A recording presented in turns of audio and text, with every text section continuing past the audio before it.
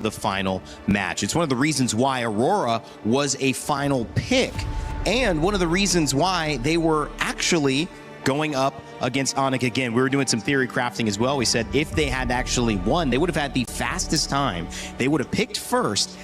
And the question is, would they have picked ONIC again? Because the rematches went before them, they were forced into this rematch, but I think they're both happy to say, we want to prove we beat you for real, or to give ONIC a chance to say, we want to get our revenge. Yeah, I can feel it. I can see it, and I think, would all agree that ONIC also want this rematch to happen, just because of how things really went for the past series that they've been up against each other. And even Midnight was very vocal about how he was already surprised with how ONIC stole away a couple of the heroes that they were planning or expecting to use themselves, and he's just expecting that Aurora or that ONIC this time would be much more prepared to go up against them. And here's the thing, I feel like it's warranted to be a bit worried if you're an Aurora fan here, because we saw how ONIC in their second game, first game, sure, they lost in the early game, but then come second game, they matched the aggression. Keyboy on that show was able to have a lot of forward momentum, and then they got a lot of kills in mid. So I feel like this time Aurora should not have an easy early game. Which I think is something crucial to note in this matchup. It was mentioned that, at least for Aurora, they've observed that ONIC, everything crumbles, especially when things go wrong in their mid. But ONIC acknowledged that Aurora probably also doesn't want to play for late game. Yeah. So the drafting might be something that will reflect that, and whether or not they've already adjusted to these things that are probably a bit lacking from their playstyle. I mean, here's the thing. If you want that to happen, you kind of have to take down sigue. But here's the thing, I don't see sigue losing any of his lanes, so I don't know. So far, Aurora, in terms of marksman, they only use the Melissa. Yeah.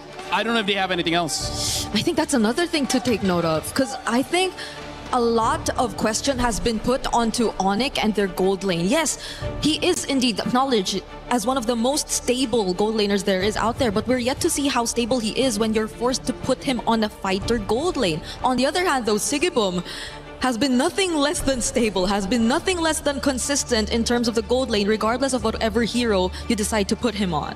Speaking of the gold lane, Kelra, he's had 7 different heroes that he's played over the course of 7 different games. Hero pool is one thing, but effectiveness is another. And that gold lane matchup is going to come down to if they can figure out a way to get him flying. And on the other side of it, make sure that he has a chance to get to late game. The Selena was one of those conversations in mid, so was the Rafaela. The Selena banned early from ONIC. They're already taking away one of the plays. And I'm really liking that, because you gotta respect Rosa on the Selena, unless you yourself want to pick up it on the second phase. But now Aurora, they kind of equalize the whole ground. They ban out that Eudora. I feel like for ONIC, they gotta open up the draft a little bit. But if you want to ban anything, I feel like Hirara would be a solid ban. But instead, they banned the Fanny. And yeah, that's the thing. If you ban out the Aurora, it shows your intention that you do want to have an assassin. And you being on first pick gives you the Hirara. Yeah, they'll get their hands on that finally this time. But for ONIC on the other side, I would immediately assume or think of a Belleric, but this is ONIC, this is Keyboy. He was mentioned to be the X factor here for ONIC, but they still decide to pick it up. It's gonna be a safe option. Here's the thing, Aurora, they first picked this Hirara. I remember before, it's a hyper Hirara where first item is gonna be that Sky Piercer, and then basically all utility, including that Rafaela in the mid. This could be interesting there. Aurora setting up for the opportunity to go an interesting mid. Valentina picked up as well, can copy the ultimate of a big roam or somebody who has a big impact on team fights. So warding away certain picks, still things like the Uranus available. I feel like Aurora should pick up the Paquito because that opens up a double fighter composition. The Paquito is actually still open. Yes, a flex that they can eventually put onto sigue. Yeah, I agree. But aside from the Paquito, I mean, like, even Barat's Paquito is already pretty strong. So they pick up the Barats here. And they pick up the Cho instead. And again, I feel like this is just them showing that they just want a lot of early game here. And do they want to take it away from Keyboy, who had a really good performance as well? Yeah, they got to be very careful about their jungler here. There's just so much setup potential. And it's very specific. It's a lockdown type of composition from Aurora. We haven't seen the Ling, and hearing from scrims, it looks like Ling has really fallen off. So, I don't know. The other junglers, Nolan is still pretty good. If you want to go for utility, which I guess you kind of can, but Or the Harley. I think the Harley would also be okay-ish. Yeah, there it is. Go for the Harley. I think this is better. Because if they went utility, it's still not going to have a great time. Yep. Even the Akai is just going to get chomped by the Barats. And any other assassin, because I think Kyrie's only used 3. Yeah. So now in terms of the ban here, I feel like for Aurora, just ban... I think banning out a Paquito already helps you out quite a lot here, because I feel like for ONIC, one of their win conditions is to force Aurora on a traditional marksman, giving much more value for this Harley. And the Belleric. There's a lot of marksmen that Keller can actually still pick up if they really want to go for Shred. Because here's the thing, Aurora, I think what's smart about them is that they have this choke. Meaning that's that true. they can use something like a carry. Right? Like, having a Joe really opens up quite a lot in draft. Uranus banned out from And the Aurora. Rafa. Yeah. But it's ONIC picking next after this phase. So Fun fact, Uranus and Rafa, they have a relationship together. Do they really? Yeah. In the land of dawn? Yeah. Are you like, lying? Uranus is fond of her for some reason. Yeah. Brigida can't believe it. yeah, I mean, Just play the hero. You're spilling the talk tea. about it. Yeah. Spilling the tea. I mean, Did they want that coming out at MSC, or trying to keep that on the down low? Well, Well, it's Now out now. everyone knows, yeah. It's out now. Nolan also abandoned his daughter, Okay. Nolan and wait, who's his relative? Leila. Layla. Yep. Why'd you point at me? I I didn't abandon my daughter, man. She was took her to breakfast this morning. You're a great daddy. Thanks, bro. I appreciate. Just dad. Oh, even the juicing. Okay. I think an Alice would be an okay ban as well, but they ban out the Lapu here, so I feel like they're just gonna have. It looks like they might go for a traditional marksman. Right? This will tell us a lot here on the side of Kid Boy picking up. We see the Zushin band, the Lapu Lapu as well, which is, I thought it looked amazing yesterday. Esmeralda is there if ONIC wants that to deal with the Barats. Yeah, they might just Honestly, match the lane. even the Yuzong would be pretty okay here against Aurora. My question is, are they doing something funky? I mean, that's my question on this. And I know it's going to be very clear probably after this that they're not. But Belleric EXP, I mean, it would be weird. Yeah. But if you get something that can win outside of that, catches Aurora off guard, I'm just wondering if ONIC are trying to play this in a way where they surprise Aurora. No, honestly, that's a good point, because Belleric is not great if you're going up against a very fast EXP laner, right? Like a Benedetta, like a Lapu. But you're going up against a Barat, so you're equally slow. It makes it so that it's not a bad pick. So, yeah. ONIC can still flex the Belleric, honestly. And you can pretty much say the same for the matchup in mid. If they really want to rotate faster and utilize their advantage, then maybe just put something alongside the Valentina that can just be as equally aggressive. But Aurora, pick up the Paquito since it wasn't bad. But the Luyi is the surprise here. Actually, I really feel like if they pick up a Yuzong, they can win this matchup quite hard, because it wins against the Barats. And then the bad thing about the Luyi is you have no dash. So once an EXP laner gets onto you, he's going to stay there forever. Final pick here. ONIC, to me, could make a statement. Come out here, try to catch Aurora off guard. And they don't. They go Esma. That's a very safe pick. It kind of nullifies that lane. Yep.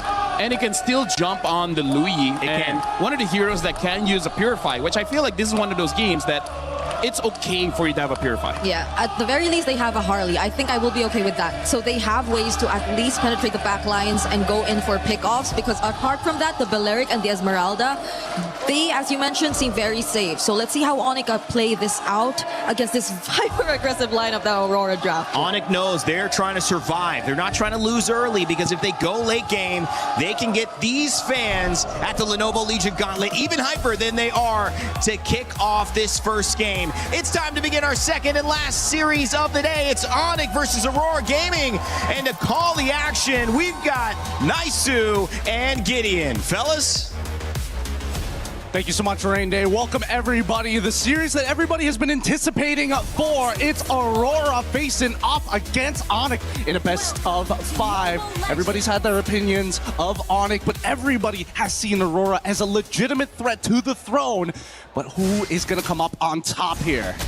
Man, you know, today and the past couple days have been a whole lot of sweep action that we've seen, and hopefully this one goes the distance here, because you know, moving forward, semifinals next, you want to go ahead and see them bring it the distance, and the drafts will have the distance for Aurora. I mean, the Louis Yi pick has only been brought up, what, one time?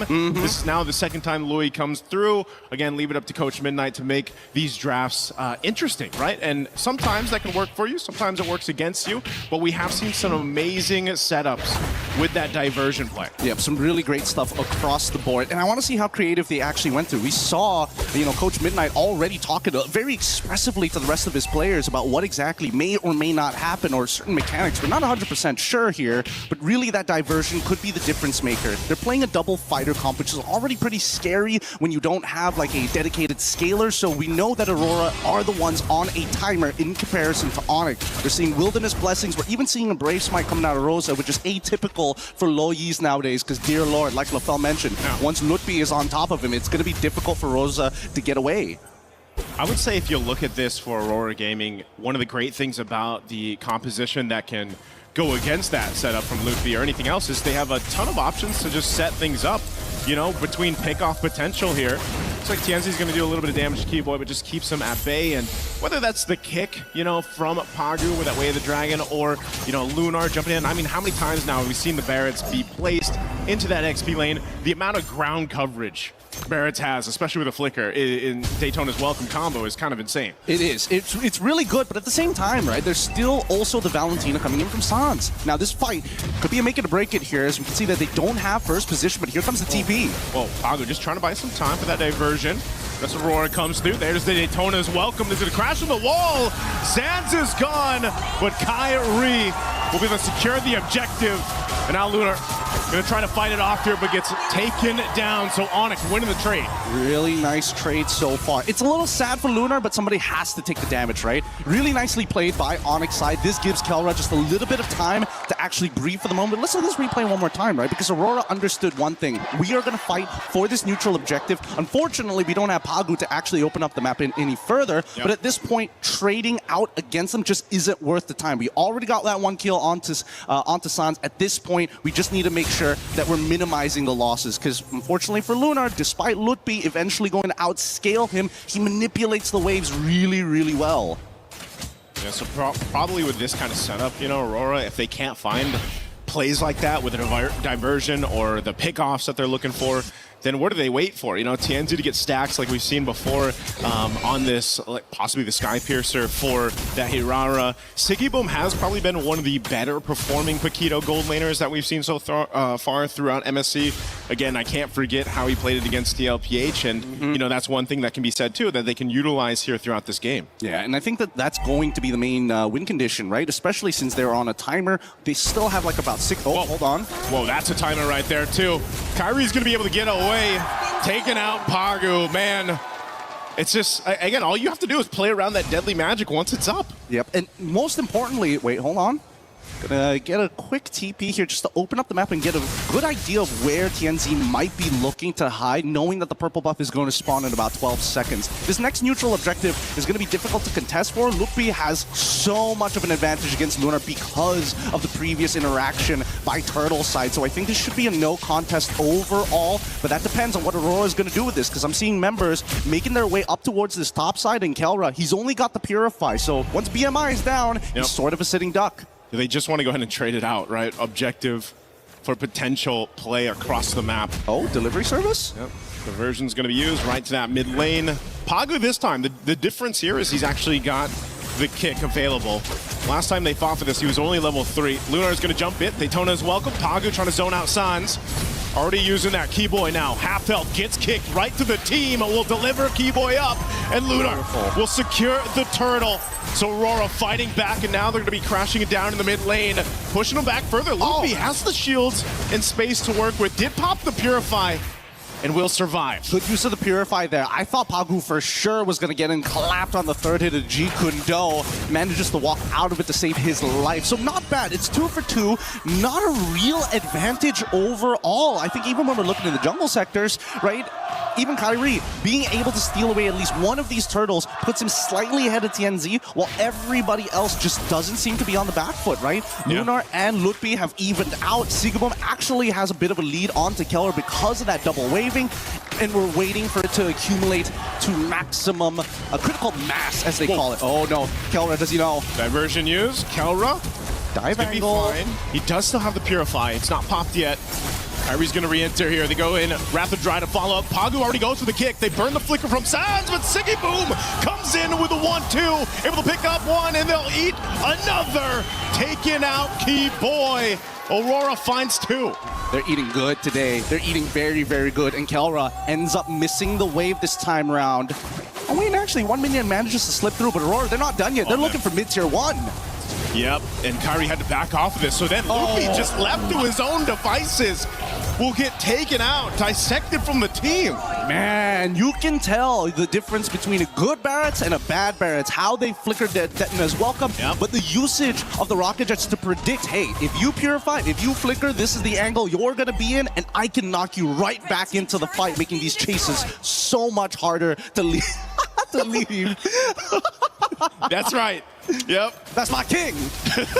Coach Midnight, again, has been a key part of what Aurora Gaming has been able to accomplish so far through this time. Again, this draft, something a little bit different than what we've seen, but it's just this execution from Aurora Gaming that has been so well. Again, there wasn't a huge lead that they had until now. It's not that it's massive already, but it's 2.6K that switched on very quickly off of 1 or 2 fights.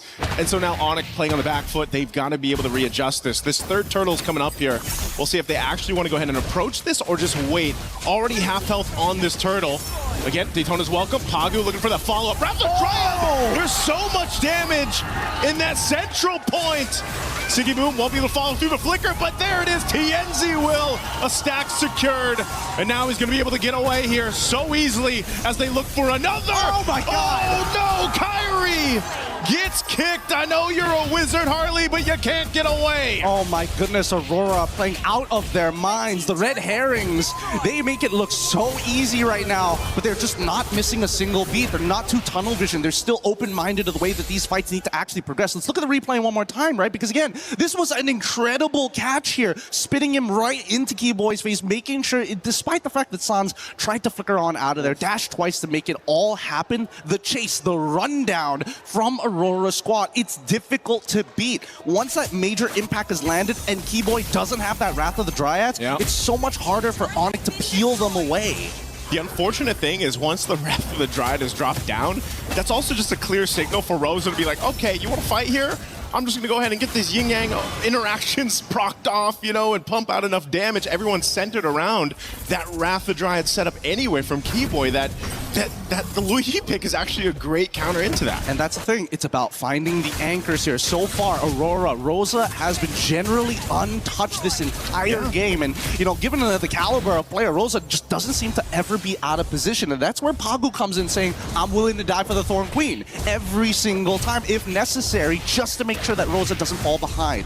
On the opposite side, right, ONIC doesn't necessarily have a dedicated anchor. When you are pulling backwards, who do you fall back to if not Sans?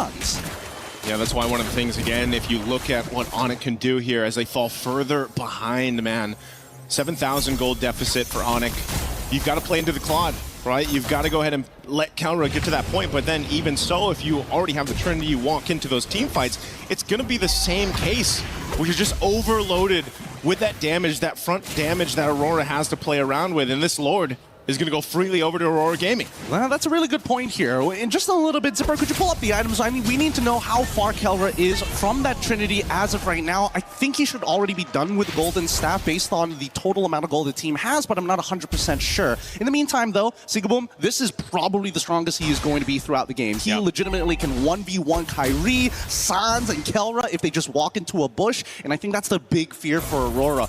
Opening up the map, especially with Keyboy, he's died 3 times opening up the map and fighting for that space. It's just really hard to get back up for him.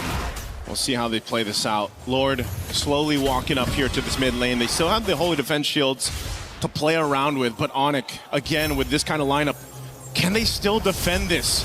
10 minutes into the base, the Lord charges in that mid turret. They're gonna have to deal with this wave pushing in as the bottom also turret. Shield pops. Mid turret down. Aurora stays disciplined for now. They'll let them clear out the Lord here and see if they can get more. I like it. I like it a lot. ONIC says, you know what? Mid inhibitor, whatever. We can deal with it no matter what. As long as it's not the long lane and we have to play this awkward Lord fight every single time, especially dancing around that pit, it's just not worth the effort. And ONIC recognized that, right? It's the setup for the later half of the game to make sure that Kelra is in a good position, because so far, there's probably their only win conditions besides, you know, maybe punishing Pagu, maybe punishing Sigaboom. And even then, you kind of need Kyrie +1 to make that happen. Let's look at the items, because finally, we see 2 already completed for Kelra. Kyrie actually opting to go for a more bruiser build this time around. He does not want to die randomly to either Sigaboom or even to someone like Rosa. Yeah, he's kind of has to, you know? We've seen it, how it happened in the first fights. I mean, that first hurdle, it was just him being patient. He went in with a retribution, but every single team fight after that, you just see how quickly he has to go back in time to survive, you know? And that brute force is going to help him a little bit. Few stacks here for TNZ. This is what we were mentioning earlier on. You know, you're going to pick up that Herara, you're going to be able to get those stacks. You're a threat in itself. And honestly, if ONIC puts too much to try to deal with TNZ, that's where, you know, again, they're not paying attention to the rest of the side, the side attack here from Sigaboom or even the diversion from Rosa. There's almost too many things that ONIC has to be wary of in these team fights just because of the nature of composition that Aurora has. Oh yeah, and I think that's going to be hard for especially Lutfi. As much as he wants to be in the faces, he needs to act as Peel. He needs to cut Lunar off from certain angles and force him to flicker. But as you can see, right, it's moments like this where Lutfi, he can't just stay in front of their face forever. He has to pull in and out consistently to maintain his health. Okay. Again, at least some defensive items here being picked up now by ONIC, even an immortality for Keyboy, just to get him there a little bit longer. Kyrie will pick up Genius Wand. Sans has been holding on to the Lua Yi ult, right? That diversion. Maybe there's some trickery that they can go with to set them out for this fight for the Lord, or potentially take it. I think the winning play is if Sans steals the Detna's Welcome and he is able to combo with the Falling Star Moon to guarantee somebody gets locked against the wall during a neutral objective. That's my best guess. Because so far, I feel like Aurora are hyper aware of specifically Keyboy. They're like, Kelra, okay, sure, we got flickers, we can get out of it. He only has Purify, so after the BMI, there's no follow-up after that. The next problem will be whether or not we're too low and Kyrie is able to kind of clean us up. Considering his build, we're not going to get one shot. It's over a duration of time. So really just boils down to how Lutfi, Sans, or even Keyboy finds an out-of-the-box play. The out-of-the-box play is going to have to happen in the defense, man. Again, with their backs against the wall. This Lord should still be able to be dealt with, though, given the fact that you're 10 minutes in. You know, you've got pretty good clear with this. They can lock it down if they have to, if it's sacrificing that Wrath of the Dryad to go ahead and keep this thing forward away from that crystal. That could be a play for ONIC. But just like them, Pagu's got his own immortality. They've got their defensive items to work with too. They're going to go ahead and push it in. They want to take this top turret down first while ONIC deals with the Lord. They're going to go anyway. Daytona's welcome. Right on target. It's the tankiest member. It's going to get kicked away too. Keyboy dropping down the Wrath of the Dryad for the back line. TNZ is there zoning everyone away. It's a split fight happening here with already Keyboy buying so much time. Finally goes down. But now Aurora looking to cap out game of 1. ONIC on this defense. They got to clear out these waves. They're still charged up. TNZ will jump in. Able to take out Kelra. And that's going to be it for game 1. ONIC facing a tough loss against Aurora. If you can't deal with the Paquito, hey, ban it out. I agree. I think Paquito should be banned. It's not like it's prioritized by ONIC in a major way. And it's obviously not only a potential flex to gold lane, which we've seen that again, but it's just too powerful. And when you combine that with the Cho and the Barats, they have 2 literal solo ISO ults and moments to displace members on ONIC, and that's exactly what you don't want. You want to play steady, you want to play ONIC way, and so how do you do that? You eliminate the things that can disrupt you, and I feel like we should see not just a Selena ban, guys. I feel like Cho should be banned second phase if possible, and Paquito. Or pick it up early, because again, Aurora, their draft always have good gap closers, so I feel like ONIC shouldn't be super, I would say, enthusiastic to have heroes that are long range, because somehow, some way, Aurora will find a way to close the gap. And ONIC should take advantage of this blue side, because I think both of them really favor blue side, but they banned the Barretts instead, so Atlas is up.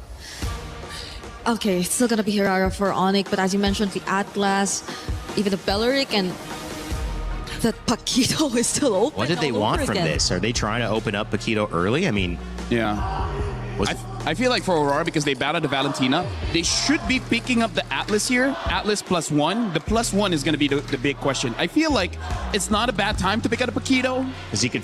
Oh, you're... Oh, the Uranus. Wait. Uranus And Bellaric. Bellaric. Okay. That's interesting.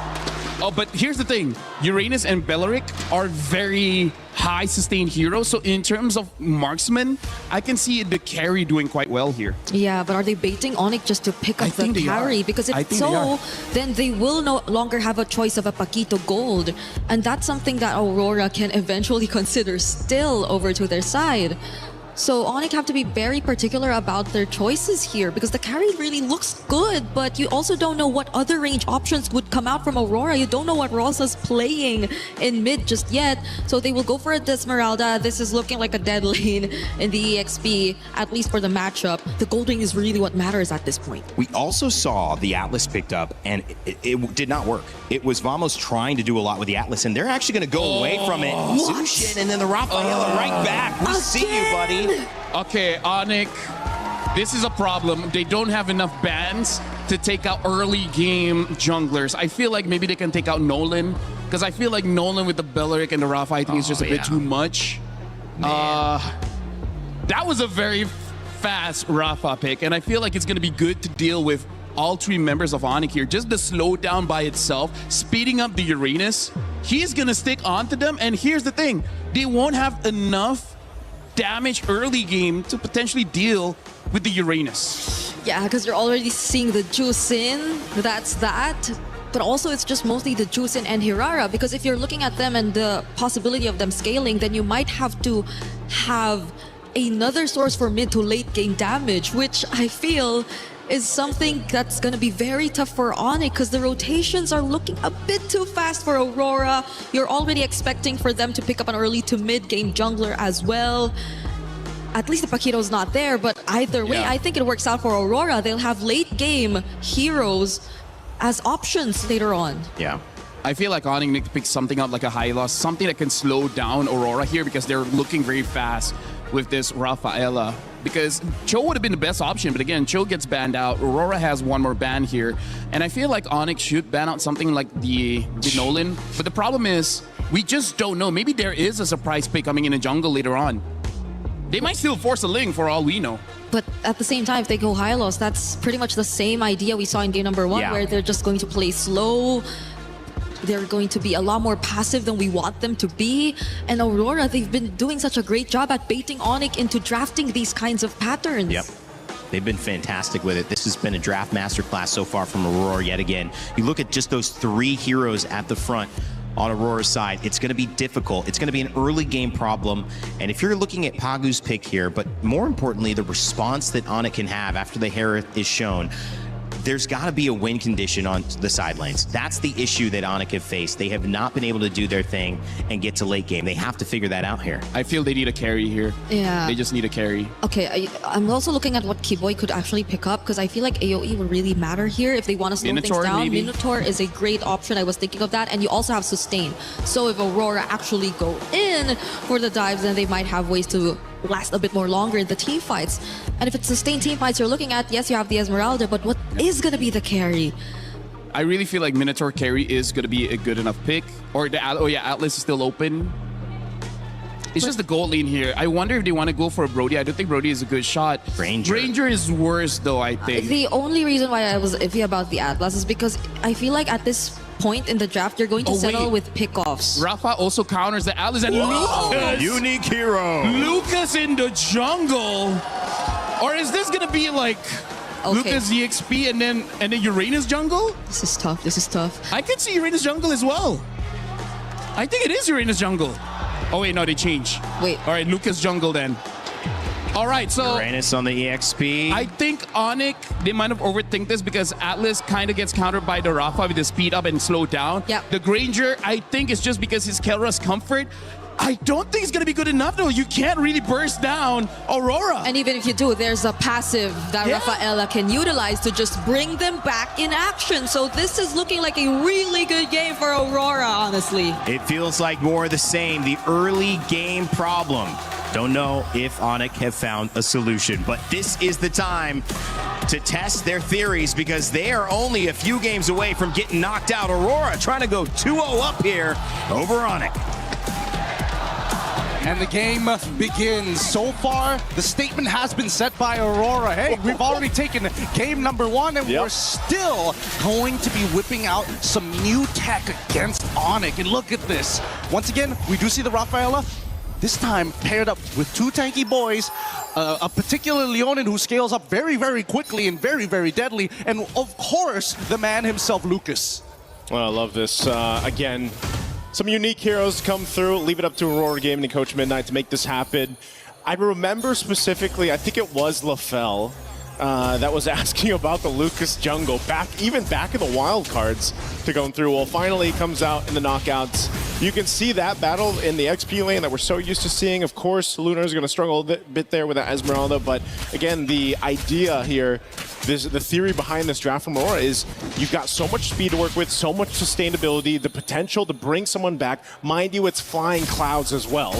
So that's a whole nother thing too.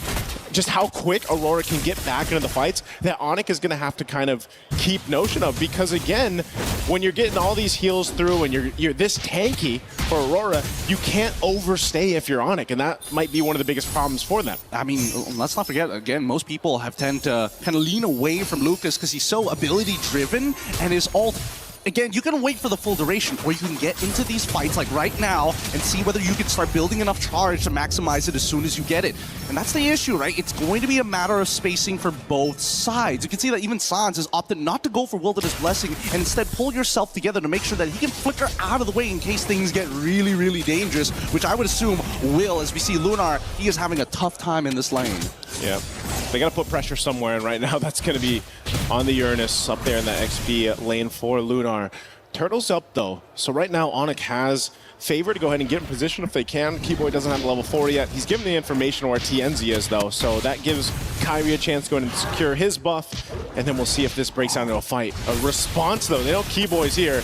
Sigibum rotating up to allow this buff to be secured, but the fight for the Turtles already going to start up, but it's less than half health.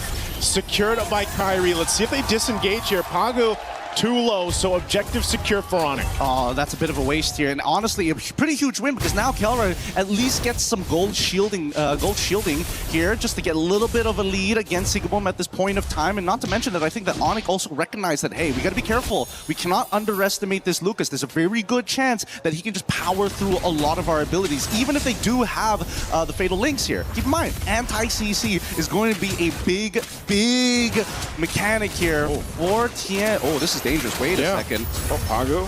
I don't know if they want to keep on doing this, but ONIC made the smart choice but to back away. Hey, you know what? Hey, you can still say, Pagu, that wasn't a green camp. You know, that was a buff that went over in the hands there of Kyrie, but still kind of trying to maintain this jungle. Skypiercer is picked up by Kelra. That's kind of what we were thinking with that Granger being picked up here. Again, it is a comfort pick, but also if you can start to build those stacks for Kelra, obviously that's really going to help. And he has to play at range against this kind of lineup here that Aurora Gaming has. So off to a pretty steady start for ONIC, building up already a nice little lead. And they don't mind not interacting in these early stages of the game until everybody's got their ultimates and they find the right position to do so. And I think as long as Aurora recognize this, hey, we need to fight on our terms and only our terms, there's a lot of things in the early game that actually don't matter. Here in the mid lane, this is going to matter. Keyboy fallen. First blood to the hands of Sigiboom. What a rotate here through. It's not over. It's not over. Oh, Lunar's going to get thrown around. TNZ, though, they're on this side. He wants this purple buff if he can take it from Kyrie. This is a bit of a risk, but they're going to go for it anyway. Loopy on this offside goes in with a falling Star Moon, able to find 2.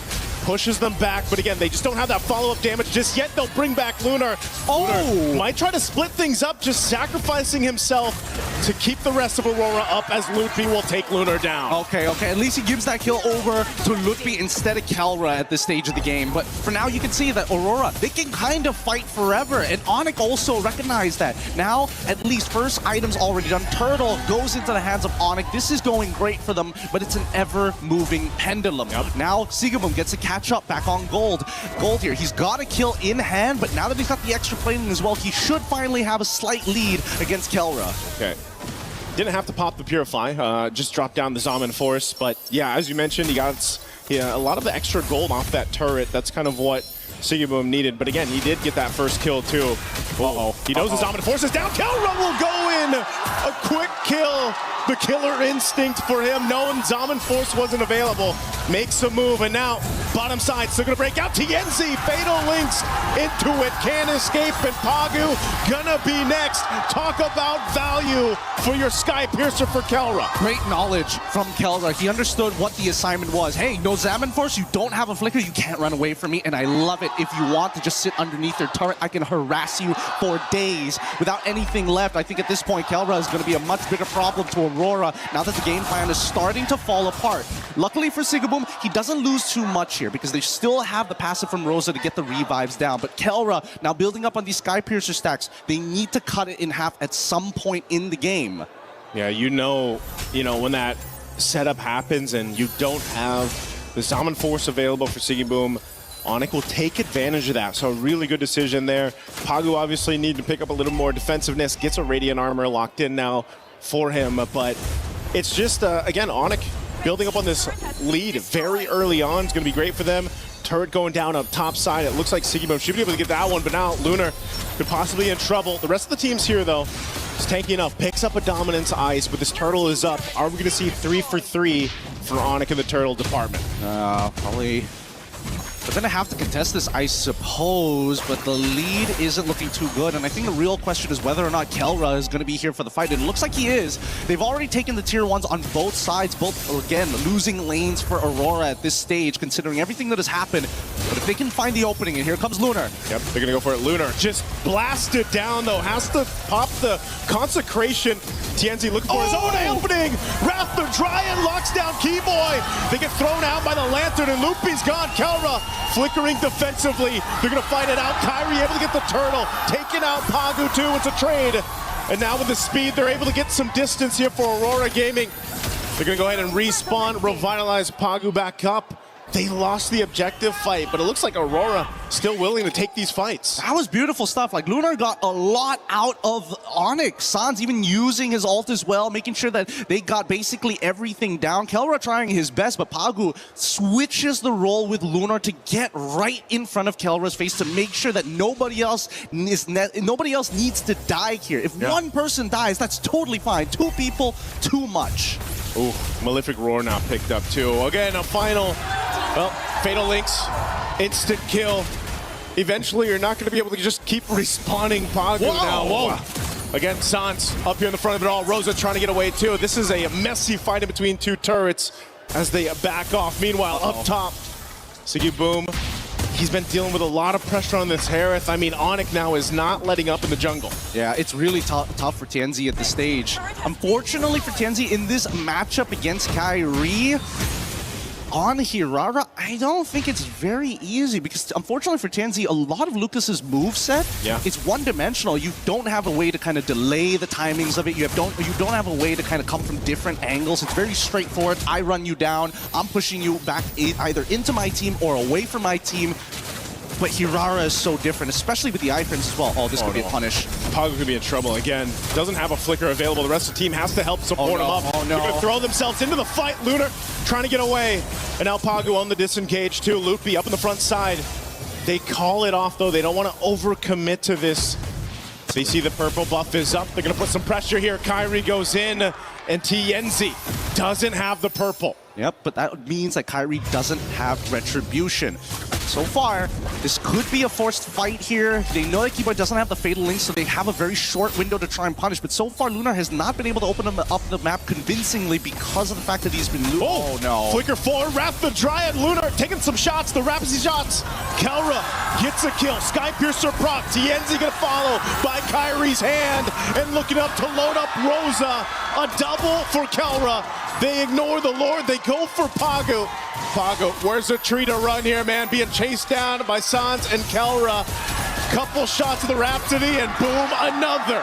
Man, Sans and Kelra are playing out of their minds right now. Sans, hyper-aggressive, your really big punishes on TNZ, making sure, like, even though TNZ has anti-CC, doesn't necessarily mean he's safe, right? He still needs Rosa to bail them with the extra movement speed to help close that distance, because that's Lucas's biggest problem, right? TNZ jumps into the middle of this fight, tries to make something happen by pushing Lutfi out of the way, but unfortunately, the entire time, Sans is just building up the butterfly stacks on top of him. Rosa can try and bail him out of there, but once you are committed to the lightning, to the quick step, it's just too much to handle. And I think they just need to take a breath here. Think about it for a moment. So far, their main win condition is going to be Sigabum. The early game is done for Aurora. Yeah, this is tough too, because meanwhile, when all that happened, there was a great kind of split push happening with ONIC. You know, Lutfi taking out that top turret, that defense shield. You can see it here in the mid too, being down. Max stacks here for Kelra. Just so much value on this Granger.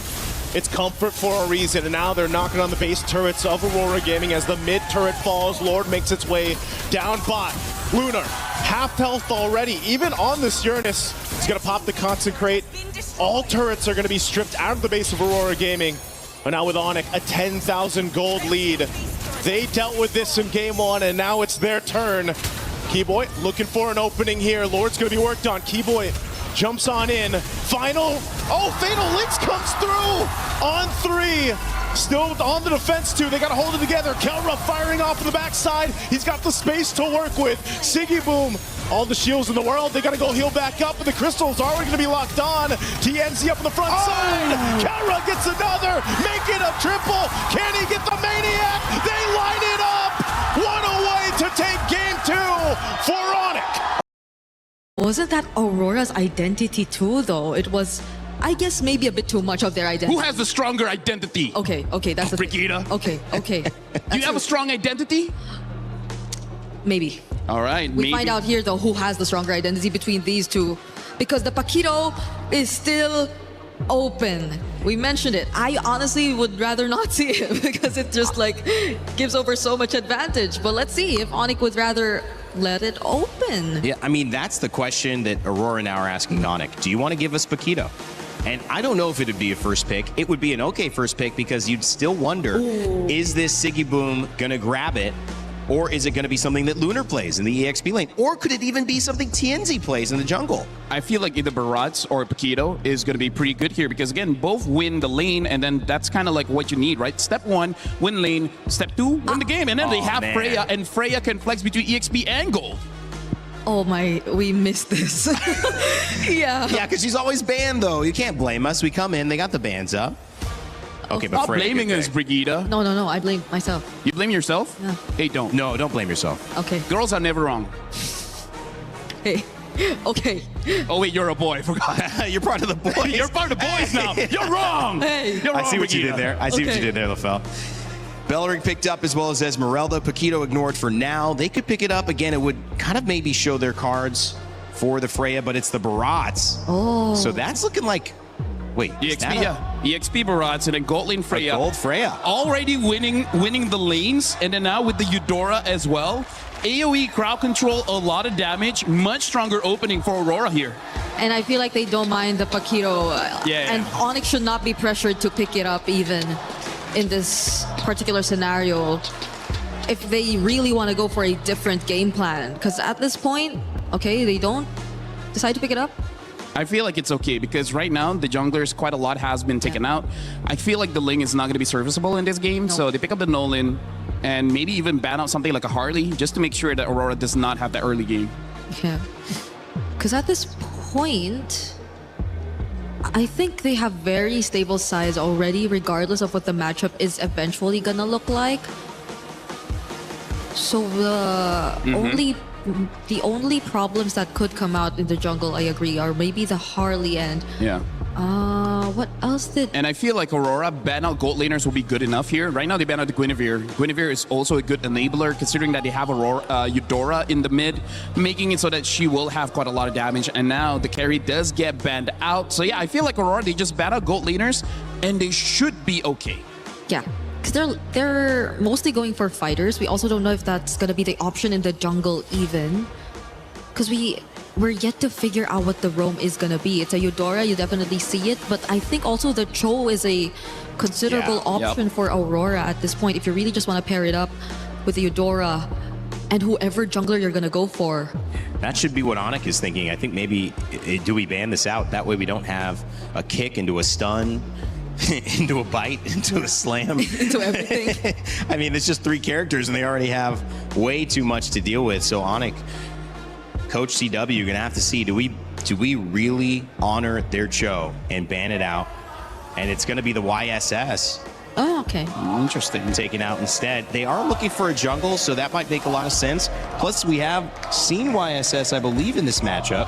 Yeah, TNZ has used it before and able to get the win. Yeah. Right now, Aurora, honestly, with the bans coming up from ONIC, letting go of the Harley kind of signals to me that they're still considering playing double fighters here, right? They could pick up the mid here and then just see how the options look like. In terms of the mid picks, the Vexana, I think, will do quite well against Aurora, but hey, if you want, you can even pick up a Valentina. I don't think there's a good ult to take, so that's why I still prefer the Vexana. Other than that, yeah, Vexana, you know, Vex should be okay. Either are safe, but it's just probably a bit more safer for the Valentina if it's just survivability that you're considering in the mid lane. Because I feel like there are just so many angles to play around with if you're looking at Aurora's first 3 picks, but they lock in a What Farsa. the Farsa? What the Farsa? What the Farsa indeed. Yeah. Was played pretty well earlier, I think. There's a lot of bursts here coming in from ONIC. So yeah, I think it's just like who has more firepower, right? Who has more damage, we will win. And now the Minotaur gets picked up as well as the Paquito. Is it Paquito jungle or Baraz jungle? Yeah, knowing Midnight, he might even throw Freya in the jungle. So we just don't entirely know the matchup here. It's you can't tell. I mean, I think it's gonna be Paquito jungle though. Just assume the worst possible matchup. why? But Sicky Boom played a great Paquito. Would you really force him off that if it's in? I mean, what if Tienzi's better? Didn't think that one, huh? He could be. He could be. We do for sure know it's gonna be. I think it's gonna be Barat's EXP. Because I feel like even if you don't like win it out through the Paquito, the Freya is still gonna do a relatively decent job. Is it the Lapu gold or an Esme gold? Lapu gold! Well, again, like this is why they don't ban out the Harley, because they're like, yeah, you know what? You want to fight fire with fire? Well, we got Suns as well as Kyrie coming in with the Nolan as well as Farsa. That's a lot of burst damage. It's a lot of team fight. It's a team fighting what lineup. The Farsa? What the Farsa? And the AoEs too. Minotaur and Belleric. Just imagine what could happen when it comes to the team fights. Siggy Boom will take the Freya in gold. Lunar will be on the Barats as well. It'll be a Paquito jungle from TNZ. Oh man, game 3 could be where things start to shift for 2 regions desperately fighting for a chance at the semifinal. The bid is on the line. Best of 5, game 3. Send it back to Naisu and Gideon. The world has demanded for bloodshed, and today we are going to get here at game number 3. This is going to be spicy because both compositions want to get into your face. They all want to do one thing and find that first blood as we jump right into it. Aurora, for those of you tuning in, is going to be on blue side, facing up against ONIC on the red. Yep. I like that how they went through this draft. Whoa, Sans. Okay, concussive blast and that little jump through from Pagu. Enough damage to send him back. He doesn't burn the Purify at least. At the very least here, but at least Pagu now gets to walk into enemy territory for free, and not to mention they're playing on their strong side. Lunar already generating a lead of his own, and Pagu takes like no damage. Whoa! Dead. Holy moly! I think, you know, that is not what I was expecting that early on. First blood. And all of that, why? Because, unfortunately for Sans, he just took too much damage. And now they're going to start pressing their lead to the opposite side. This is the early game that Aurora is most well known for. And now that TNZ is on this Paquito, and he's already level 3, he does some real damage. Oh man, they're not letting up too. Again, playing around this pressure that Aurora Gaming has already secured themselves in the first couple minutes of the game. Trying to slow down Kyrie here a bit, but I think ONIC can go ahead and kind of readjust from this. Maybe even potentially. I mean, there's still 30 seconds for that turtle to come up. They can just kind of let that go if they have to, but knowing ONIC, they probably won't just give it up for free, even despite the pressure they're feeling this early on. Yeah, absolutely not. They need to contest for this. I mean, this really depends on whether Sans actually hits level 4, right? Because he's the secondary win condition in this early game next to Kyrie. And even as we see this game progress, because of that early recall and the control we're seeing from Aurora, now Kyrie is like, man, this early game might not be in my hands. Yeah, now it's Kyrie asking for the green camp control, man. You know, trying to protect these. Right now is Aurora. Doesn't let up. They do get the retribution out, though. So I guess that is going to be the decision by ONIC, especially since Kyrie's on level 4.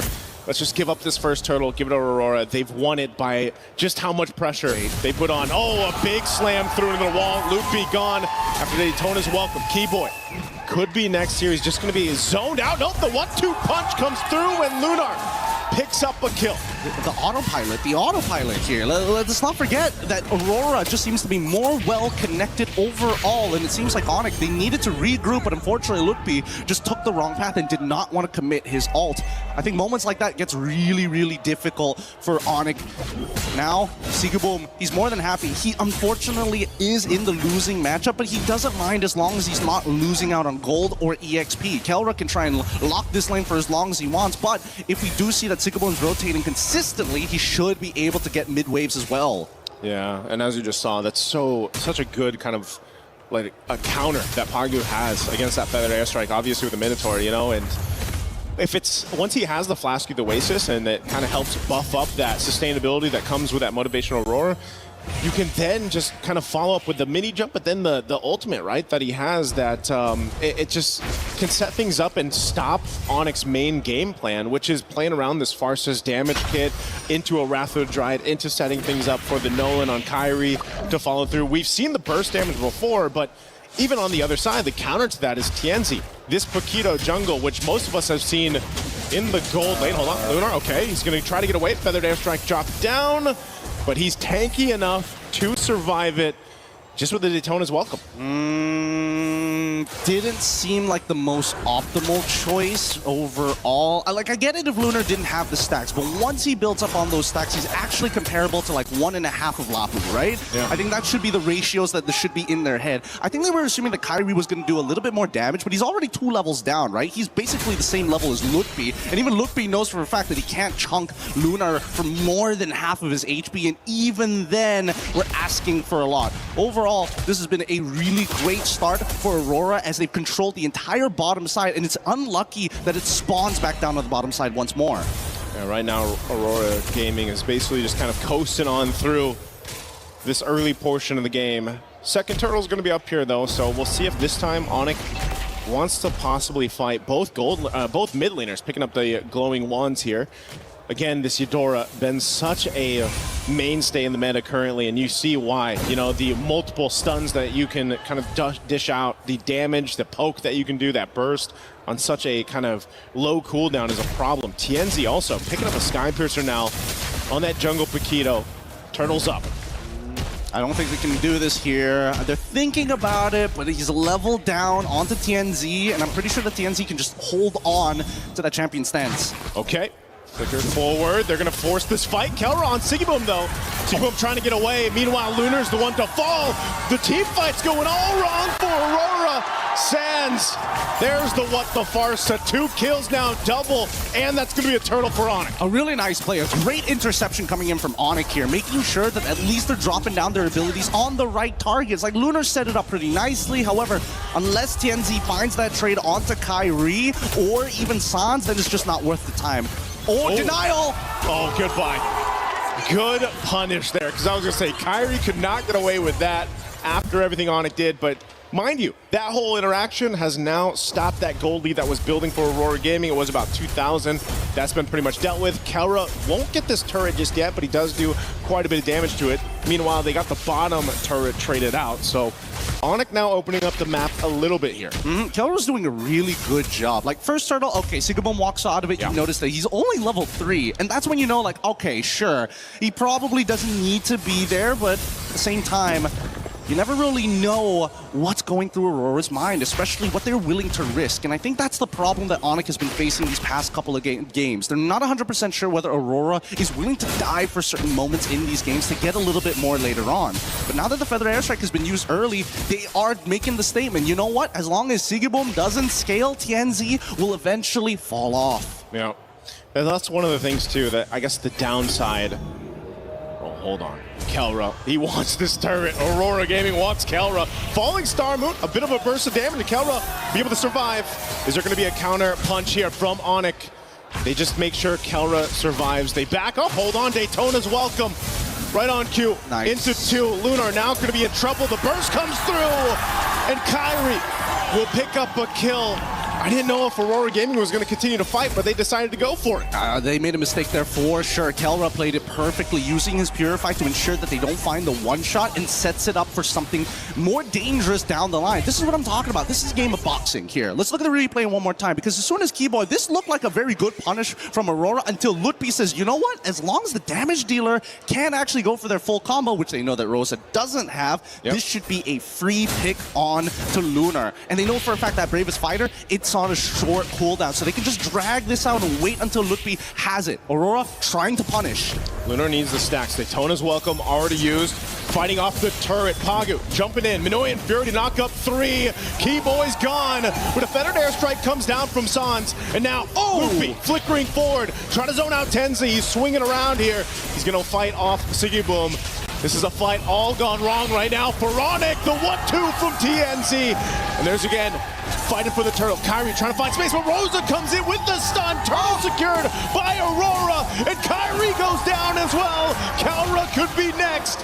Everybody's here to clean them up, and Kelra falls. It all falls apart for ONIC. Oh no. Worst case scenario for ONIC. Aurora able to find the lead back again, and worst yet, they're able to take out a majority of the members of ONIC, pulling themselves to the lead that they had before. Now, just an extra 400 gold on top of it, and TNZ is probably at his strongest at this point. Walking to take away these green camps. Don't worry, Pagu, nobody's mad at you this time, but let's look at the items, because we're at a dangerous state. They're looking to make sure that TNZ is strong enough to one-shot Slans at every point of the game, but TNZ, keep in mind, that's solely based on the Sky Piercer. Man, TNZ has done an amazing job just kind of farming up here. You know, yes, he's got 4 kills, but even with that Sky Piercer, and you see the gold lead that he's had, and a lot of that is supplemented because of the way that Aurora Gaming has played the map, you know, from the start to up to now at that 9-minute mark, which will set themselves up for a good Lord take. But ONIC has showed us that they're willing to fight. A lot of these team fights are kind of weird the way they play out, right? Because it's either going to be started up by Lunar.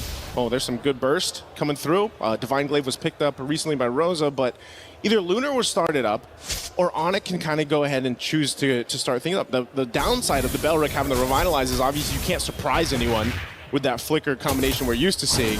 So it's got to come from someone else, and mostly it's been from Lutpi flickering forward, trying to set up, or trying to just keep things split up in these team fights. And that's why they're so finicky with the way they play it out. And that's why I say this is like a boxing match, right? As much as you want to throw your lead hand out with a big haymaker, you also have to keep in mind that Aurora could be throwing their own haymaker. Wait a second, Keyboy! Keyboy, what's he doing?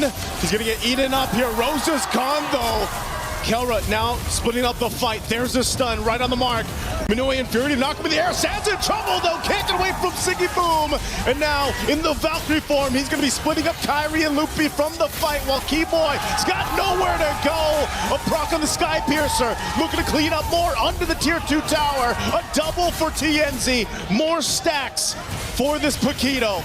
And now they take down the Tier 2 turret. Kelra, he's tanky enough. He should be fine. He'll just clear out the waves. Yeah, he is not worried at all, but the rest of his team does not have that same grace. And sigue has been playing an amazing Freya, a losing matchup, and yet watch this, right?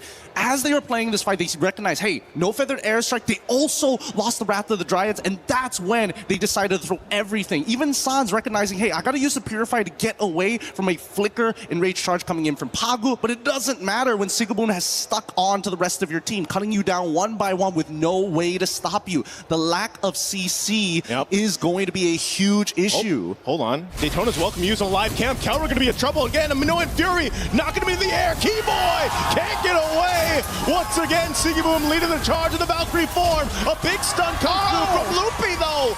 Able to stop them in their tracks, but he gets dropped back by the Rockets. But ONIC, they want to fight back. Kyrie trying to get away with Lunar. Not enough damage on the stomp there, that auto attack. Not going to be able to take out Kyrie, but man, what a fight in the jungle. This is a beautiful game here. Despite being 5.6k ahead, Aurora lose out on Sigeboom in comparison to Keyboy. An upward trade for ONIC, but the economic damage is not done just yet. Another structure falls in the favor of Aurora. Another buff taken away from Kyrie.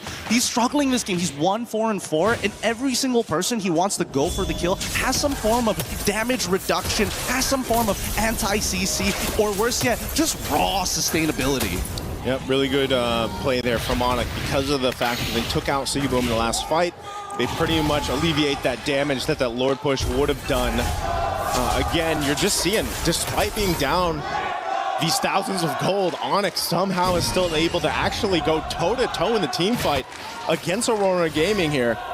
And now for them, again, they have to look at what's their best angle? What's the best attack plan here for them? And especially when it comes to the jungle, because Aurora Gaming has not let up on this as they continuously try to take these buffs. Again, Daytona's welcome, throwing him into the wall. Keyboy, it's going to be, again, the focus. A feathered airstrike to follow through. And now Sigeboom on the back line. He's just everywhere. Sam's got nowhere to go. Forget the turret, forget everyone else. Aurora Gaming will just go for this fight, tossing everyone around. And they just go full-on wipeout against ONIC. And that's going to get Aurora Gaming this game under their belt, taking the series 2-1. The one extra detail is what makes Sigeboom one of the best Freyas here in this competition. When he fights, he's already looking ahead of the map thinking, you know what, I can't 1v5, but if there's just enough minions, I will be able to sustain through the damage with my Descent of the Valkyries to have the extra AoE per auto attack, which is why you're seeing go from 0 to 100, 0 to 100 every single time. A dangerous game that ONIC is playing here, and one that they need to figure out right here, right now. There's too many holes in that draft. Last time it was missing that Atlas. Now, dealing with the Freya seems to be impossible. The ideas are good, but if Kyrie can't find that early game advantage, I don't know how they're going to play. I gotta say, man, again, you know, now that it's match point here that Aurora Gaming is going into against ONIC, Lunar was a big part of this. The way he played the Spirits, the way that he was able to go ahead and lock down, sometimes it was just Keyboy, but his timings of the Daytona's welcome were just pivotal, but also Pagu. Again, this Minotaur hasn't been brought up too much, but you can just see how much crowd control comes into play for this, makes it happen. I mean, even something before this fight broke out, Sigeboom picked up the Corrosive Scythe, and this was enough to kind of, you know, slow them down a little bit so that they could follow through on this. Even going and flickering forward under that tier 2 turret just allowed them to collapse down. Almost every single fight after this looked like that. Lunar starting up, Sigeboom jumping towards the back line, putting enough pressure there, and then the follow-through where they just collapse around ONIC's lineup. Let's not forget the raw amount of CC that Aurora actually has to cancel out big abilities. There's so much to talk about in this game, but we're going to leave it over to the panel.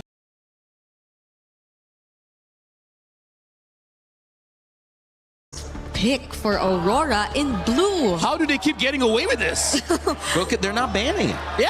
It's But I think, I mean, that's just a lack of, in my opinion, that's a lack of respect, but it's also a lack of acknowledging what is not working, because that's definitely a through line. The other question I think I want to ask you guys as we head into it is, how do you get Freya banned, Selena and Barats as well? How do you get Kelra for sure in a winning matchup? I don't care if it's Paquito. What does he need against the Paquito if it's going to be back up again? How do you get him winning?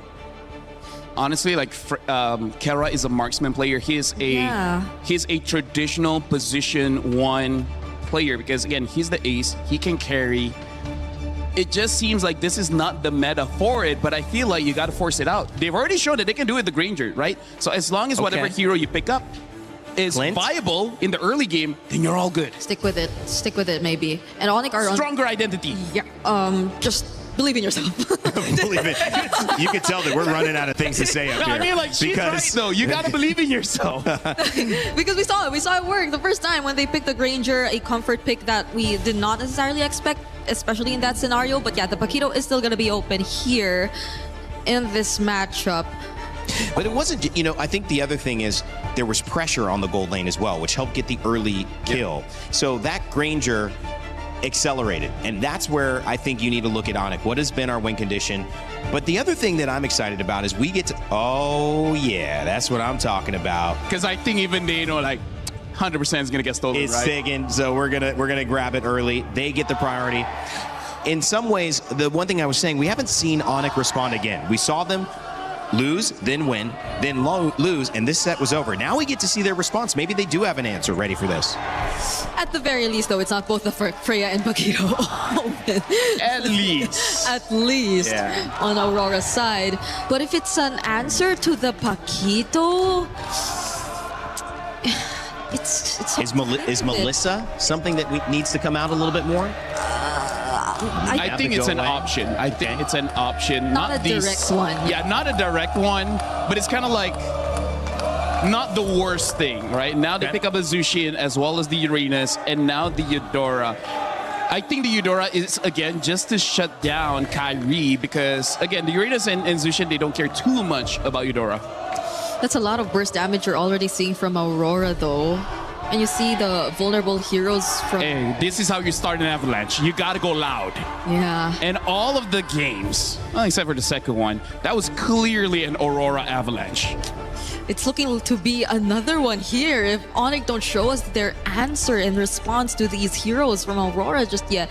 The Cho's already being taken out. We don't know if they're going to resort back to their identity and just go for a Kiboy Kelra combo or hero synergy that works. But with the Cho taken out, I think that's less options for ONIC overall.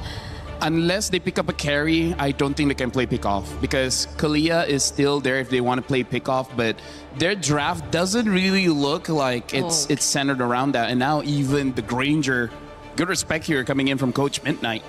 Yeah. Uranus was picked up on the side previously of Aurora in the EXP lane. We've also seen Barats. We've seen Hilda. That was a loss, however. So forcing something different. The Freya also banned as well, saying let's just see if we can get a little bit of an advantage here. The Esmeralda also banned. So a lot of the EXP answers that Aurora have gone to, not available this game. There is the Alice still if they want a front line that can kind of engage into the fight. We haven't seen a Terizla, but it could be viable. The only problem is that Zushin. So I feel like Alice might be the safest if they just want a front line in the EXP. So if they go Alice, then that's... Or, oh yeah, it's Mayban, yeah. So it's all the more reason for ONIC to at least pick up a source of shred or DPS. But you don't really want to claw against the Paquito anymore. Carry, you need a carry.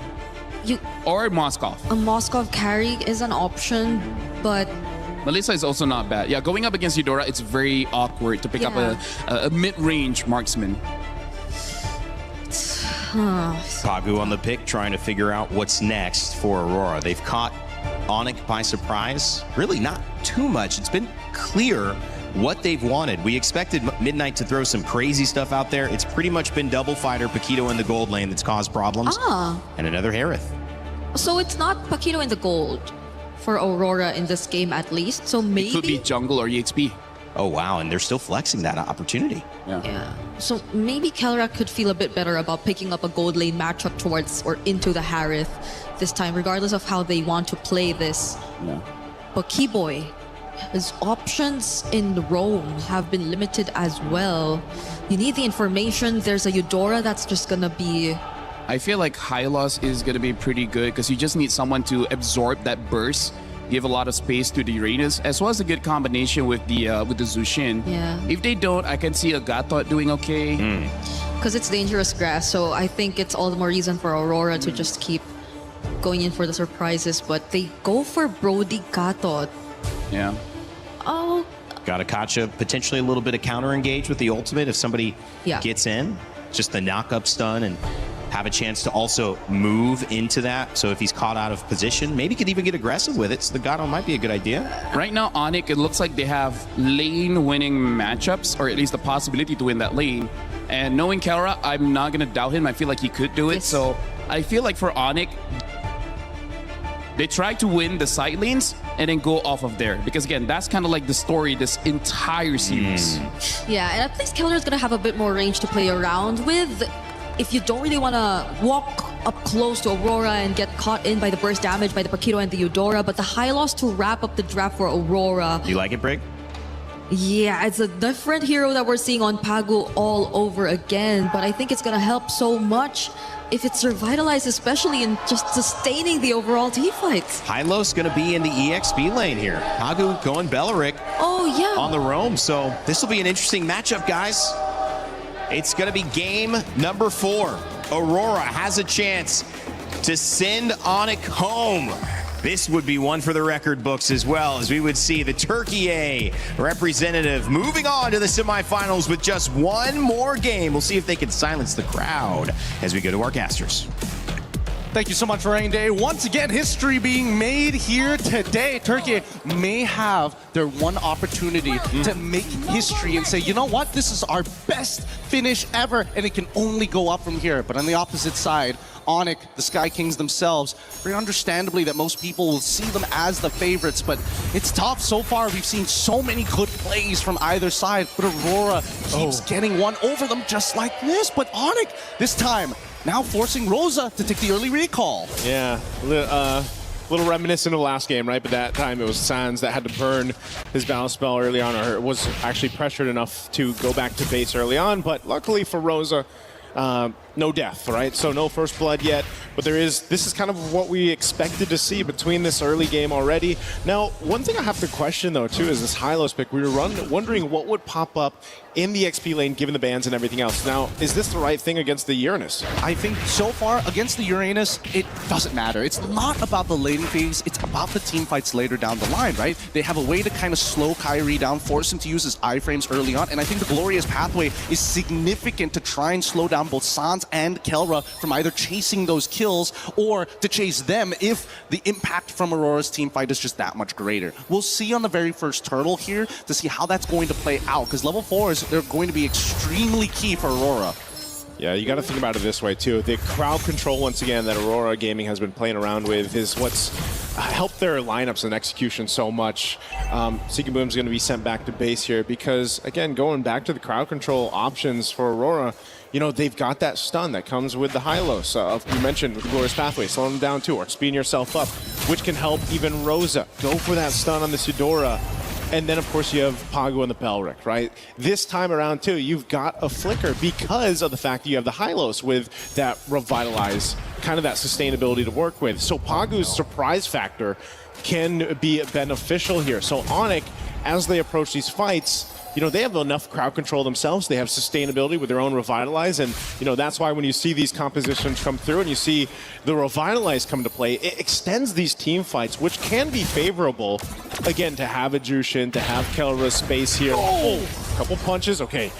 Better to burn the Flicker than die there for Kelra. I totally agree, but more importantly, that just saved Sigue Boom his entire laning phase. And now there's a potential angle here, but as long as Sigue Boom is able to, you know, get some help to break that freeze, it makes things so much easier, because he was about to get frozen out and not be able to play the laning phase at all. Down by bot side, though, I'm surprised that Luna was able to get this much pressure, considering that Lupe is supposed to be the one who actually kind of maintains full control overall. Like, his passive into the Ring of Punishment really just kind of doesn't matter. It's just a free stacks for him. Okay. Little jump in from Kibo. I mean, they wanted to make a play on Rosa, but Rosa holds on to the Flicker too, so that's a no-go there in the mid lane. A couple ultimates thrown out, and it's back to it. But ONIC slowly building up what they can across the map. Much slower pace, you know, than what we have to see, because again, ONIC needs to kind of slow this down in a bit, let Kyrie get to where he needs to be, and pressure where they can. Right now, mid lane, okay, Sans still going to be okay. Much mana to work with here, though. Yeah, again, at least Rosa is able to try and equalize the EXP just a little bit against Sans. Unfortunately, oh, hold on. Oh, Sigue Boom. Fighting off Kelra here in the 1v1. Taking too many shots, though. First blood in the hands of Kelra. Man, did he fight for that one. Oh, predicted from Kelra as well, anticipating where the Chrono Dash was going to be, and now they have to protect these green camps. Lunar is going to try, but that retribution is a little too big for the side of Kairi as they continue to take these small incremental leads and making sure that when they do the man-to-man defense, there's always just a huge tax that ONIC applies on towards Aurora's side. Oh, Pago. He's going to go ahead and heal up a little bit here, but okay, ONIC's not going to follow through with that. They are just looking for those small wins. They're looking to compound the interest here. Gideon, as you mentioned, now Zaman Force dropped down. Kelra going in with a bit of stun there to work with. Torn apart memory. Not going to be enough. And Siggy Boom will get his revenge. And now Sans re-engaging with the beacon. The rest of the team to follow through. Kairi will be able to pick up a kill for himself. Now TNZ off the wings alongside Lunar. Glorious pathway drop down and Sans trapped, nowhere to go. Keyboy with a jump. Not going to be able to find the target. They're split up here. Now TNZ waiting once again on the call. Lunar will go ahead and just force out ONIC from this area. And that's officially Aurora actually winning out big time on that trade. Where was Kairi? Was he not in position to try and trade for Kelra, or was he 100% confident that Kelra was going to win that no matter what?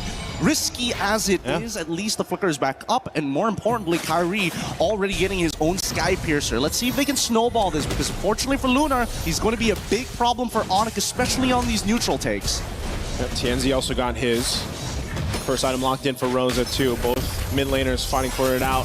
Second turtle though, Glorious Pathway already dropped down, still half health from the turtle.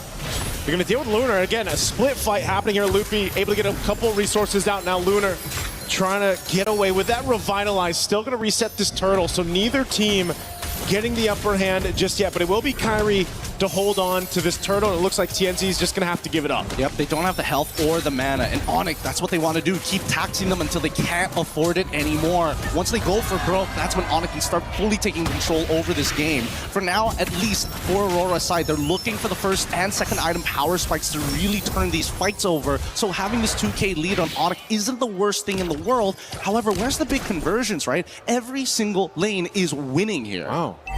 Okay, and I guess they just got the call too, you know, Sigibum, come join us. Give up that top lane, but they will be able to find Keyboy. So trading it out just to grab a kill, forfeiting the top tier 1 turret. Aurora Gaming is going to make that switch now, looking to put pressure on tier 1 mid. And that's exactly what you want to do. These are the conversions that matter here. And Pagu instantly wants to cut off as many rotations as possible. Look at Lunar right in front of Sans' face. Yep, they're going to have to stop him down. Glorious Pathway to disengage, but Aurora Gaming got what they wanted. A kill, and now that turret falling in the mid lane. So this is going to be a battle. I feel like for game 4, what we're seeing, very different from the previous 3 games, is just this battle of attrition, finding these little moments around the map, finding ways to open it up, get that favorable matchup when you can, win this next objective, that turtle, and eventually the Lords come. Whoa, hold up, hold up, hold up. This could be really, really dangerous. As ONIC forcing Lunar out of position, allowing Kelra to actually open things up. You can see the rest of the members are man-to-man defensing here. They understand what's about to happen, and I don't think they should take this right now. All right, Conceal used. Little taunt there, Unbreakable. Gonna bring Pagu back. He goes in with a flicker, locking him down with the Raptor Dryad. Sand's gonna be okay though. Aurora Gaming on the back foot. They want to get away. Avatar of the Guardian will burn the flicker from Rosa. Still gonna be caught amidst it all. Against the wall they go. A burst of damage, but Siggy Boom is gone, and ONIC will win this fight. A double for Kairi. That's got to be upsetting here. Very, very upsetting. But even so, it's just not enough damage.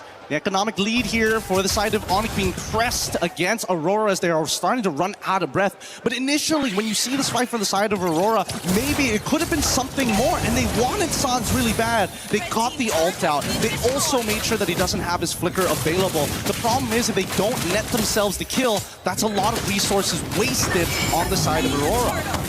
That also, you know, when we saw it from the highlights there, it just looked like they weren't synced up the way they wanted to follow through on Pagu's setup. They were kind of in a weird position, and it might have been one of those cases where, again, Pagu's just like, you know, I'm already here, and I'm already taunted up, but I'm breakable and everything else. I kind of have to do something, and, you know, Aurora Gaming loses that fight. Now they lose themselves the space to work with. They're 5,000 gold behind, And ONIC has been in this driver's seat now for a few minutes.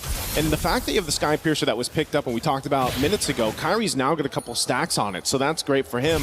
And even looking at the build that Kelra has, he's going for the Rage Advantage, right? He already had that blade earlier on. That was his first item he rushed in. Then he got Malefic Gun, and Brody's already got great range advantage against a Harith. Well, now, even more so. Yeah, and I think that's the really scary part, right? Because ONIC, this is a really good timing to, you know, instigate fights, and Aurora recognized that. That's why you're seeing them clump up together a lot more, because they have to work with their secondary win condition, or main scaler in this particular case, in Sigibum. Yeah. Tianzi also understands that as much as he is the jungler, the neutral objectives are very manageable for the time being until we start getting into the Lords. So we need to see the tempo breaker here. Right now, too, Lunar, even as tanky as he is, he can feel the damage being put out. This purple buff being fought for, though, unfortunately, Tianzi will not be able to secure it. Kyrie's been pretty unrelentless in this side of the jungle as he just continues to take camps, you know, from Aurora Gaming. Interesting. I hope I saw that right. That was a Haas call purchase coming in from Kelra here. Wants to make sure that at least at the very bare minimum that he actually has some form of lifesteal. And not to mention that, you know, Brody naturally, the way that his auto attacks work, has so much more base damage than the regular marksman, all kind of put into one because he doesn't have as many consistent auto attacks compared to them. In this case, he's going to get a decent amount of heal, so in case they try to burst him, the window has just gotten smaller for the side of Aurora. Okay, with Lord up, ONIC with a clear advantage. They should have space control above this. They'll keep Lutby up there on the top side doing his thing for now. They don't want to overstep this. One thing's for sure is if you're up against a team like Aurora Gaming, you still got to respect what they can do, even if you have this kind of lead that ONIC has built up. But they can go ahead and play the map this way. You know, keep Lutby there, play around the rest of the 4 members of ONIC. And Aurora Gaming knows this. One thing too, having this dangerous grass in tow, you can make some surprise plays. We saw the attempt from Aurora, but now Lutfi being spotted out, and the rest of Aurora Gaming, they don't have much room to work with. Conceal was already used. They're going to keep them pushed off the Lord. And the pendulum swings again. Sigibum kind of the only person who has enough damage to deal with Lutfi. Rosa, as you can see, needs to put a little bit of work into Lutfi, start shredding the MR first, and then starts getting the empowered fork to lightning to ensure that he gets some permanent damage. But even then, Lutfi is in a phenomenal position. He's got plenty of magic resist. He's got plenty of health to work with. He's running Brave Smite as well. Oh, well, never mind. As soon as I say, Divine Glaive has already been purchased by Rosa. All right, it's locked in. ONIC might be looking to make that attempt here. It's going to reset, though. Ice Queen Wand picked up, too. By Sans, being dragged back. Flicker forward, not connecting the Wrath of the Dryad. Will get punished anyway. Kelra able to pick up a kill, and with that, Aurora Gaming has to give this Lord over to ONIC. What a difficult job that Pagu is trying to attempt here. He sees the angle where he either has to pick Kyrie or Kelra. He wants to get both of them. Yeah. And I think it's starting to cost them here, right? I think he has to make a clean decision of what needs to get cut in half. So far, I think Kyrie should be the priority in this case because he's the one running Sky Piercer. That could open up some more opportunities, but it doesn't change the natural problem that even without a Sky Piercer, Kelra can finish off kills with torn apart memories from halfway across the screen. Yeah, that range advantage is what makes Brody so deadly in this case here. And a POD picked up for Kyrie now. So maybe, yeah, Pagu just needs to go ahead. If he can catch Kyrie, catch one of them, might be better than what we've seen the past couple of interactions right now. They got to deal with this Lord up top. They clear out what they can in the mid.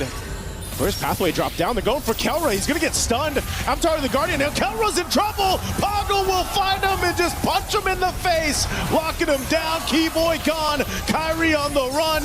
Loopy trying to get away too.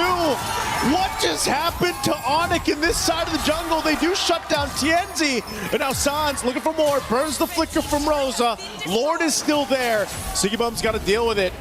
But man, Aurora Gaming might have found a little bit of life and wiggle room in this game. Yeah, honestly, that was pretty good coming in for Aurora. I'm pretty sure that Keyboy didn't have his taunt ready to go, and they recognize that Kelra still doesn't have his flicker for a couple more seconds, so they find the punish. Let's watch this one more time, because it felt like Kelra just kind of ate it. And Keyboy, out of position, uses the AOG to try and close the distance, but by then, it's already too late. The damage has already been done. Not to mention that also, you know, passive coming in from Pagu, shredding away at the little bit of life that Keller actually has. But now he's got the Berserker's Fury on top of the Haas Claws. He's got some real damage in his belt right now. And unless Sans can keep him protected, they want the traditional front to back. If ONIC didn't have that Lord that Aurora Gaming had to deal with, Aurora Gaming would have followed through in that fight. Seaboom knew he had to go back, clear it out. So, and they maintained the base turrets. Again, falling from this deficit, Aurora Gaming able to go ahead and find a moment, but I think that was just, you know, a little mistake from ONIC. Again, they still have a great lead. They still have Kyrie didn't go down, so he's, you know, his stacks that he's built up over this time has been okay. And as you mentioned, Kelra now has another item locked in here. Even Sans getting a little more defense locked in with that Bruce Force breastplate. This is where things are going to be a little dicey all across the board here. And Keyboy already making sure he's able to slow down the auto attacks coming in from Sigiboom. Chastise Pauldron, a pretty important purchase in case that he just needs a sliver of health to survive. A lot of brute force breastplates across the board as well. No, they again kind of help with this physical damage throughput, especially with Tenzi. The way he's built up. I mean, he's even got a little mix of defensiveness there with the Queen's Wings locked in. But it's just been, I think, one thing that really stands out throughout these, you know, even the group stage now and the knockout stages, just the way the teams have executed these team fights is so crucial. Harara obviously allows you to have a little more room to work with in comparison to a Paquito. So Tienzi really has to not get kind of faked out. I feel like that's what happens with a lot of times when the Harara is across from you and you're dealing with it. You've just got so much to work with. And that's why, again, the responsibility of Pagu so crucial here on landing these Wrath of Dryads. Lootbeat going to be forced out of that brush alongside Keyboy. So it's a face-off for this Lord. Just look at the way that they have to play, right? The only person who may be able to bait a reaction from ONIC is Sigiboom because he's such a high-priority target. Now, ONIC, they don't have control over this, and Kyrie is ready to hop over the pit. But look at the mid lane. They get that first shove. They're going to reset this, and they're looking for an interception. Oh, are we going to get punished for getting knocked up by the Lord? Luckily, they don't. Oh. Loopy, okay, he's still half health. They're going to bring back Lunar. Lunar dropping down the Glorious Pathway to cut off Loopy, but that's not the target you want to go for. If you're Aurora Gaming, and now couple ultimates expended here from Aurora Gaming. Lord will just reset as the space does. At least they set the conditions. We used a lot of our ultimates, but we got a really good push down on that mid lane that ONIC has to respond to. Losing a free inhibitor turret is unacceptable at this stage of the game. And I think that at least for Aurora, they know they've hit the 43k mark. Their carries have the damage. Tienzi and Sigiboom are ready to fight. The question is, can they get some value or discounts from Lunar or even Pagu? They saw Tienzi up in the top lane. They wanted to blitz this Lord, but it resets anyway. So again, a good choice here to just kind of back off. Keyboy was there, gave them the information. Meanwhile, ONIC still looking to bait Aurora Gaming into a fight. Quarter the health on this Lord. Whoa. It's going to reset once again. Look at the positioning here from Keyboy. Oh my God. Consecration drop down. Pagu goes in with the flicker. Wrath the Dryad. Kalra's still going to be fine though. Torn apart memory. Pagu goes down. Tienzi can't find an opening. He's trapped. Even with an immortality, Kyrie gets a double. ONIC with the team fight victory here will get them the Lord. What an incredible read from Kalra.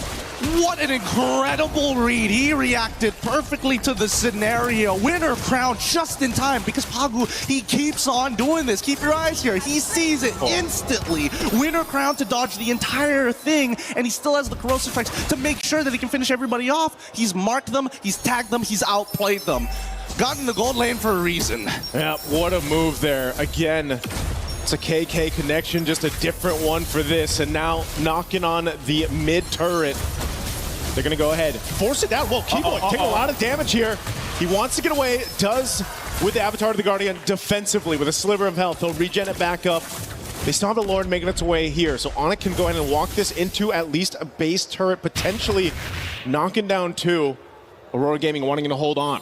Oh, some really scary stuff. Really, really scary stuff. And you can see that Aurora, unfortunately without the Glorious Pathway, it's a lot harder for them to go on the chase. For ONIC, they can naturally do it, right? They have many different ways of using iframes and immobilizing, trading with one another, you know, the push and pull from Keyboy alongside with Kyrie to maintain their presence. Keyboy, he wants it, but they're not going to give him that option just yet. Oh my God. Rosa, look at the damage. Rosa's going to have to be careful here. Half health. But again, I think Aurora Gaming is going to be happy with that defense. They keep up 2 base turrets. ONIC gets 1. They play the discipline route, and they'll back off for now.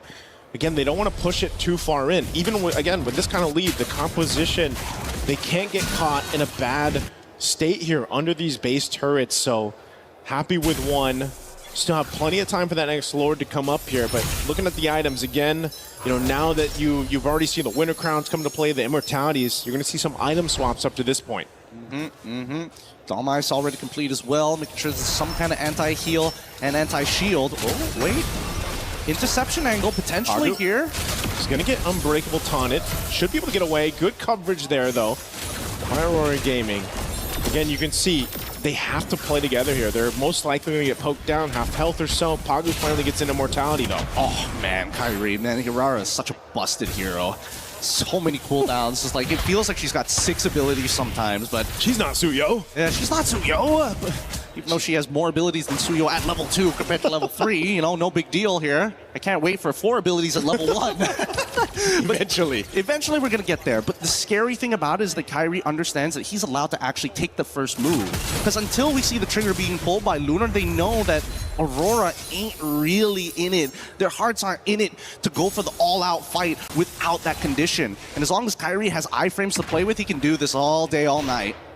Yeah, it almost feels like Aurora Gaming's it's still used. Glorious Pathway, they're going right for Kelra, okay. They get an Avatar of the Guardian out, plus the Flicker. Burnt from Kelra. 10 seconds for this Lord to come up. I would say that's value for Aurora. That's a lot of value, actually. Wait, I want to see what ONIC is going to do after this, right? Because now that Kelra doesn't have his Flicker, Winter Crown is going to get purchased here. Let's see if they correct the waves, because unless they can correct the waves, bot side is on a slow push, mid is neutral, top side is getting corrected by Aurora. And I think that ONIC, despite having a 6.9k lead, I don't know if Kelra has enough money to go for an item swap after that. Yeah, this might be one of those cases where, again, you just delay this as much as you can here. If they can. Okay. Lutbe having to use his ult. And Kyrie still dancing around. Yeah, they're not going to do much about this. And I think that Aurora recognized that, you know what? As long as Kelra ain't showing himself and he doesn't have that Flicker, it's not that big of a deal. Take away our purple. We don't care about this. Look at that top side. It's already shoving in bot side as well. Hirara shows up and now Aurora takes the space. Oh! Rosa goes in with a Flicker, but Sans able to react in time. That setup not going to follow through. Now Lunar, Unbreakable taunted. He's going to take a shot. Here, couple marks. They have to back off, though. This isn't the fight they wanted. Avatar to the Guardian, not going to connect, but it's Pagu. Immortality pop. This should be a kill for ONIC. He goes in with the Flicker. Wrath the Dryad drops down. Kyrie gets a kill, but Sigibone fires back. Winter Crown already used. They're in it for now. TNZ, Immortality. They're going to chase him down. He has nowhere to go as ONIC wins the team fight. He'll start up the Lord. Great reaction time coming in from Sans. If he died there, I think that could have been it. It could have been the turnaround that Aurora were looking for. But that's what I'm telling you. That Glorious Pathway is the key to everything right now. A beautiful rotation from Kyrie alongside with Kelra to open up a different angle and forcing Pagu into a pretty awkward position. But you can tell that Sigibome, Keyboy, he's eating so many shots from Sigibome. It takes way too long. Well, they're in the pace. They took out Rosa. Now Sigibome trying to get some revenge here. Kyrie has an Immortality. He's got enough work to room with. Oh, Sigibome! They go pick up the Paquito first. Right. They don't really go prioritize that hero despite it being open in first pick. There are a lot of other options which could be left open still. The Hirara's still there. The Freya potentially even might be still there, but that's also something that could work out for them, honestly. So Yeah. I think the sides are really going to be important. There you go. Aurora does go to blue and the Paquito is still open. So that's a question mark for all of us right now. But the trend says, okay, never mind. Let's just take out all Sigibome's hero, you know? And that's smart. I mean, we knew that was going to be something Aurora valued. And now it does do two things. We could see, and we're not even going to go into it. It's Aurora first pick from Aurora. So ONIC have a chance to respond. Beleric available. Barat's still available. Yeah. Zushin not available here. Banned out. So that won't be a factor, which has been played 2 games in a row by ONIC. Yeah. I think they're going to opt for those power picks still. Safe picks and, as you've mentioned. But the Beleric Plus is supposedly the way to go, at least. That's a good pick. Oh! Oh! And a Fanny. Take the Barats as well as the Fanny. Barats is one of the counters towards the Fanny. Now, I want to see whether Aurora, in terms of gold lane, Melissa and Moskov can deal with the Fanny, but if you want to go fighters, maybe the Ruby. The Ruby's the next one. Probably Ruby, but the thing is, Ruby has been changed so that she is only really strong when her HP is low enough so that she has a lot of heals. But if you burst her down so that she can't heal fast enough, that's kind of GG's. Could be risky there. Does that feel like the right trade? That will mean putting Sigue on a marksman though, so they just don't reveal their gold laner altogether. They go for the Cho and this time the Uranus. I think at least the matchup will be kinda guaranteed for Aurora in the EXP lane. Not gonna lie, I'm liking Onyx opener a little bit more here. Yes. Because even though Cho, on paper, in theory, can catch the Fanny, we've seen the reaction times of the players of Onyx. Yep. I feel like it's going to be difficult. I really feel like it's going to be difficult to catch this Fanny. So he might have to target someone else. And that someone else could be either Pelra or Sans, but I don't think you could even count on them to be the best targets. If Sans gets his hands on a high mobility mid laner, which I think a couple are still out there, we still have the Valentina, I was supposed to mention it, yep, does get picked up. So it won't make things any easier now for whoever you want to target as Pagu on the Cho. This might sound crazy. If anytime Aurora brings a fighter mid, this might be the game.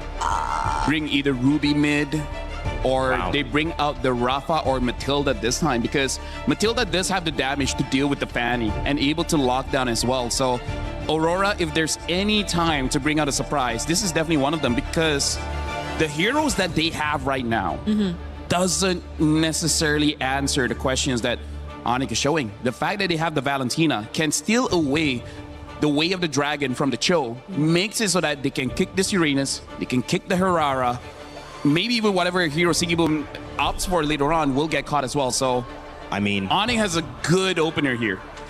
I know that this hasn't necessarily been the hot pick, even though they kind of started off with this tournament as bringing it into the meta with Eudora. I feel like a kick into a stun is pretty guaranteed if you're trying to isolate this fight. We saw the Fanny with Arrow 404 earlier series, Team Vamos. He was fantastic, but they still lost that game because they basically made the fight about everything but the Fanny until the Fanny showed up. And so if you can isolate someone very important with that show, capitalize on it. We know Aurora likes that. Maybe there's an answer there, and they just deal with the Fanny whenever she shows up. That can be. Hopefully just a bit not too much of a reaction just towards the Fanny pick if they really go lock down the Eudora and the Cho combo together. Because if you do decide to go for that route, that might be the safest, yes, because the fighters in the middle lane option that we talked about previously is something you really have to consider, because if your ultimate is a big ultimate, then I think ONIC would just equally benefit from that too, because they have their hands on the Valentina. So if we, let's say, consider the Ruby in mid, then I think ONIC would be just as happy with that to layer it together with the Barats and whoever Kiboy would eventually pick up here in the draft. So Aurora have to be very particular with this. The other thought is, how much pressure are we putting on Barrats? We know that when Lunar can win that EXP lane, it helps them win very early. It's possible that we see a lot of pressure there. Yeah, but I feel like Barat should win against the Uranus. Like, even if you don't win, you're able to get out of lane faster. And I feel like that's going to be the determined thing. ONIC, they pick up at Harif. Technically not a marksman, but a traditional gold laner here. And now they answer with a Claude as well as the Eudora. This looks like the most standard draft Aurora has shown in quite a while here. So I think this one, they realize it's not about the draft anymore. Like, there's only so much the coaching staff can do. Now it's 100% on the players. Gotta make sure the execution goes smooth for Aurora this time, going for a very standard draft. But for Kiboy in Rome, Gato was good. I like the counter. Yeah, Gato can be. Minotaur's banned. Atlas banned. Belleric still available, right? That could also be an option. Honestly, yeah, Belleric can still be an option, because for now, I feel like for ONIC, almost any pick in the Rome can really help them out here. And there you go. They pick up the Belleric. Also kind of good going up against the Claude, Uranus, Cho. So Who do they want to pick up? Who does this Cho work against on the side of ONIC? Who's the priority? no one. No one. So that's If a you problem. can catch Fanny, great, but Wow. I don't know about that. At best, probably just disrupt. Because Yeah. ONIC will just go all in the team fights. Who are you leaning towards, guys? Final game. I'm leaning towards ONIC. I have to go for ONIC. ONIC. Wow. Indonesian champions in 2023 trying to go back and win in the semifinal. Aurora trying to prove that they deserve to be on the main stage. It's one game away that decides it. A best of 5 turned into a best of 1. Aurora Gaming versus ONIC. Turkia versus Indonesia. Let's send it back over to our casters, Gideon and Naisu, for game 5 at MSC. Two teams walked into this arena at the Esports World Cup thinking that they could make some life-changing money. Now they put it all on the line as both teams have pushed it to match point. A single mistake, a single good play could be the difference between a lot of cash here. But now let's jump right into this game as the Land of Dawn has already blessed us with a beautiful series. And even this draft, Gideon, for game 5 brings us, I feel like, back to the fundamentals, you know, for the most part. Even if you look at Aurora Gaming lineup, our panel talked about it. There's no more things surprising yourself in the draft. It's pretty standard. There's only so much that the coaching staff can do. It comes down to that execution. ONIC on the same foot. Pick up some of their best heroes across the lanes here. Again, to see potentially Kyrie on this Fanny and Kaura having the Harith here, there's something that can be said for the movements, the way they move around the map alone can set things in pace. Let's set the stage here because so far, Aurora, you can tell that top side is definitely going to be their strong side. Lunar playing a much better game this time around, not having to deal with the Esmeralda, but against the Barats, it's going to be a lot easier to kind of outmaneuver and control this lane better, especially since it's a no-go lane. Nobody's going to die here. There's nothing to worry about. But on the bottom side is where it gets interesting.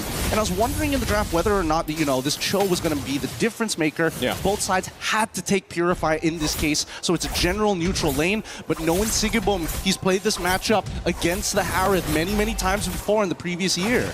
We can see this pressure already on these green camps of Kyrie. Pagu takes some shots here. Quarter of the health, he's going to have to get on out of there. This is one of the difficult things for Pagu to deal with.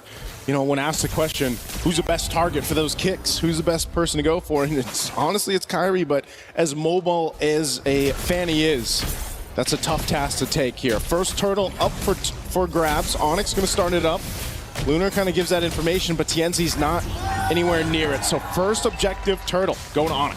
They're just uninterested. There's just no reason to fight for it as of right now. Not until they have that kick to start developing a dedicated lead. And ONIC recognized this, right? Sans immediately takes away the dragon on their side in case they can find a moment to snowball this even further. The mid duos have been doing really, really well and have adapted a lot throughout the matches. Now they're going to go down towards their insurance policy. Carol getting a really good freeze here onto Sigibum. And this is where it starts to get dangerous, right? If Sigibum unfortunately uses his BMI too early, there's a chance he gets run down by Kelra with the Zaman Force. It's almost me on the other side. Loop using the flicker. Daytona's welcome into the wall. There's the follow through. Nice kick from Sans into the turret. First blood for Kyrie. They find 2. Now they're looking for a third. Luna trying to get away here. He's got a sliver of health. Jump back in. There's the counter punch. Taking out Kyrie and Pagu. With the G-Kundo, will be able to get away. No follow-through damage. It's a trade, the 2 for 2. God, that was hot. Pagu, what a, wow. Let's look at this one more time because, again, the play coming in from Sans was good, right? He flickers on over to guarantee the kick to the right side, but that third hit of G-Kundo, breaking it up at just the right time, allowing Lunar to survive this, and also using his Purify. He probably should have used it slightly earlier, but it doesn't matter. He got the damage off of his shield, and even for ONIC's side, they don't mind this trade at the end of the day. So what if Lunar gets it? We'll eventually be able to deal with it later down the line. So for now, those who found the kills have the money to go even further. Tienzi and as well as Kyrie dead even right now, but only a slight lead, 1 level lead for Tienzi. I wonder how many times Sans will try to replicate that. You know, take the kick, take that way the dragon from Pagu, utilize the kick himself, or does he take something else? You know, between Rose's ultimate, that Thundering Wrath can be beneficial too. So Sans will have his work cut out from him, but like we just saw, pretty good here. Skypiercer now picked up for TNC, the second turtle coming through. All right, TNC has to play for cleanup here. They can initiate, walk back, wait for a little bit, and then clean up later. Kyrie, he's got the Heptaseas already ready to go, and he wants to make sure that when he gets on top of a target, that target dies straight away. So now you can see that at least from between ONIC and as well as Aurora, they're constantly trading. They're constantly trading the HP. Okay, again, Way the Dragon held on by Sans. There's the Daytona's welcome. You know, right on the mark. Kyrie coming through. Consecration already going to be used.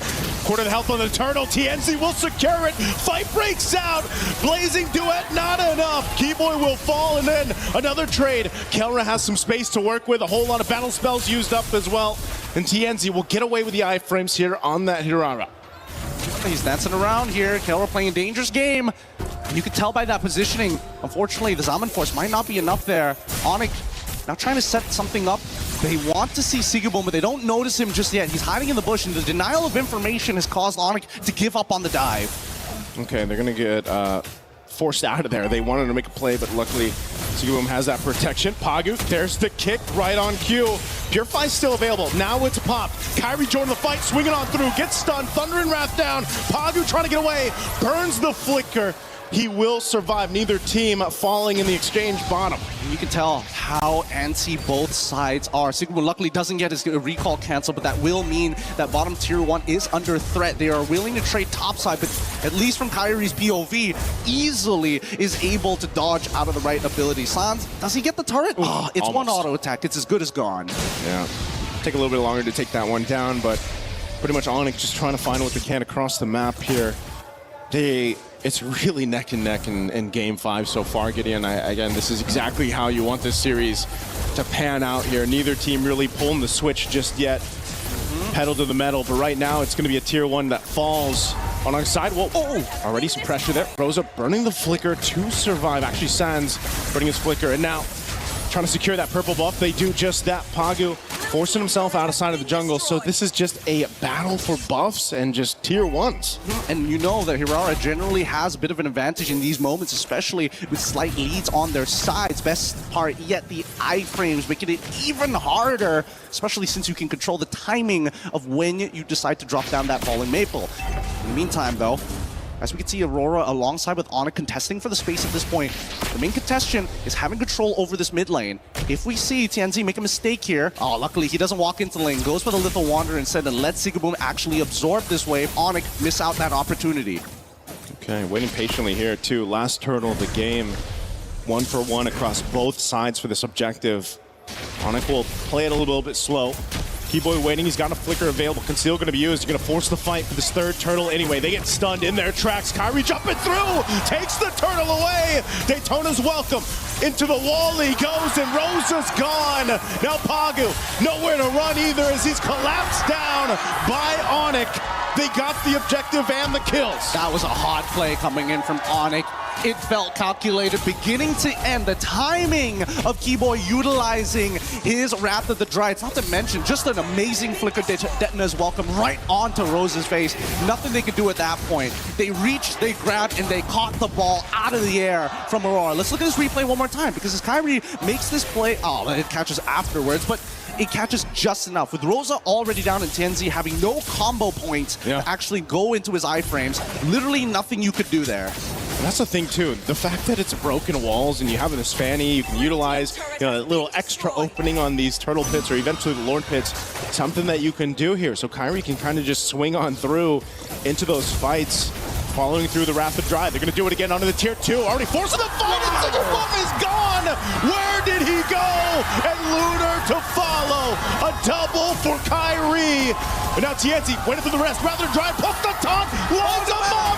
Triple kill for Kyrie, making a possible maniac on the fanny. Woo! A statement being made by ONIC right now as they're looking to crack open bottom side tier 2, and they've evened out this score. 3.2k lead in their hands. Things are getting extremely dangerous for Aurora. Sigeboom, he's got to be careful here. That BMI is literally his only lifeline. Just watch, as soon as the BMI drops, you see that Kelra said, hell no, we dive in this. We're sending the goon squad to take him out. And they line this up so well.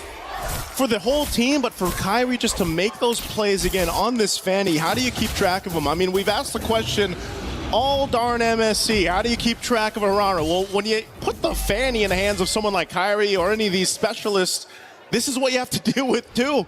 It feels like its own iframes. It's tough. It's really tough. Kairi has been playing a really strong game here. Those cables have been ultra accurate at dodging some key abilities from the side of Aurora.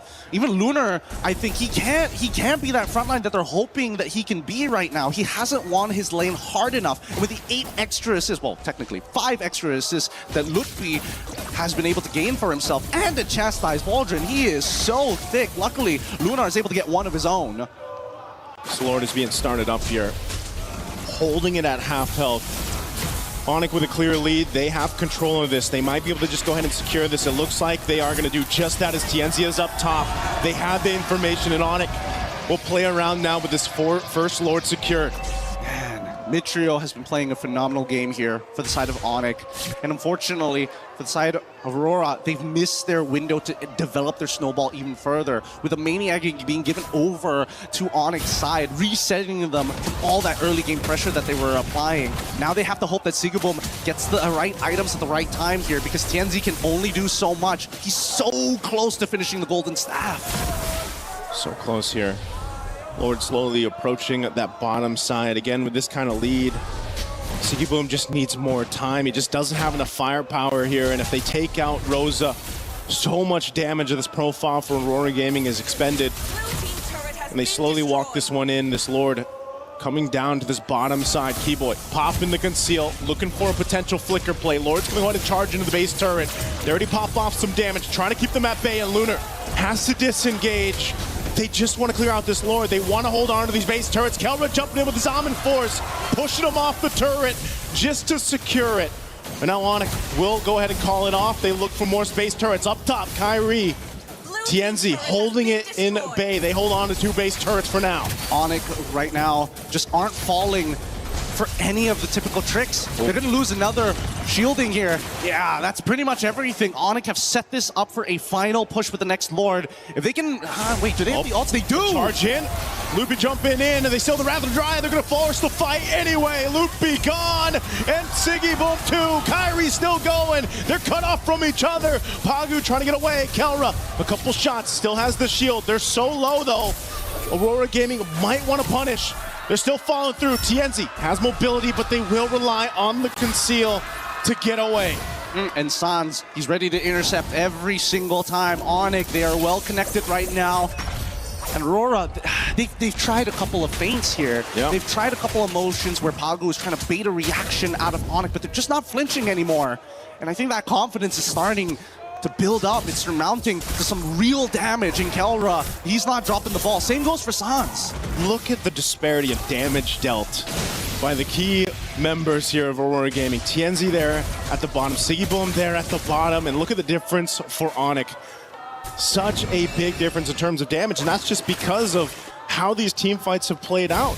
ONIC has all the room to work with, especially for counter-up provided by this team that Sigeboom has just been trying to catch up. And we know this, Gideon, when you are delayed this much on that power spike for the Claude, it's really tough to get back into the zone of this one. It is hard, but at the same time, they've got some decent wave clear on their end between Tienzi, Sigeboom, and as well as Rosa. They should be the ones who are proactively trying to work together to clean these lanes, while Pagu and Lunar needs to delay lanes. On the opposite end, ONIC very happy to be in this position, you know? They still have access to those steel cables, and Kairi can do whatever he wants. Go to top side, set up the wave, reset the Lord again. They can do this all day, all night. They gotta clear out that bottom wave here. They do just that. Half health on this Lord. ONIC has control.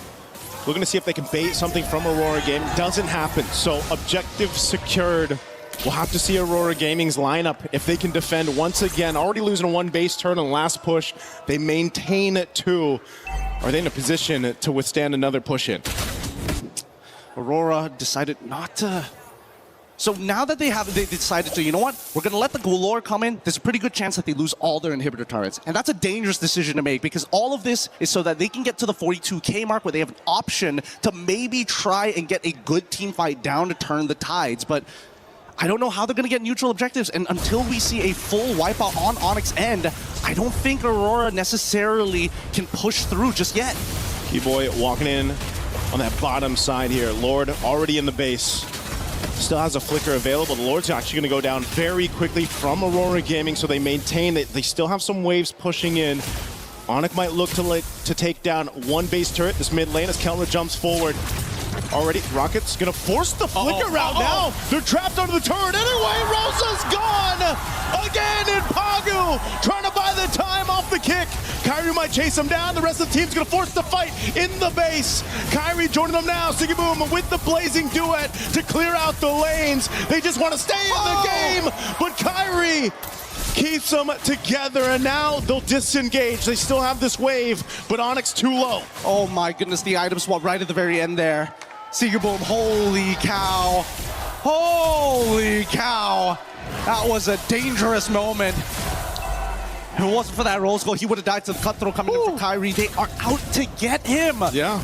The checkbox is simple. Wait for the stun to come out of Rosa. Once TNZ is down to only one combo point, then it becomes very easy to get on top of Sigue, especially since so many times he walks up to try and dish out damage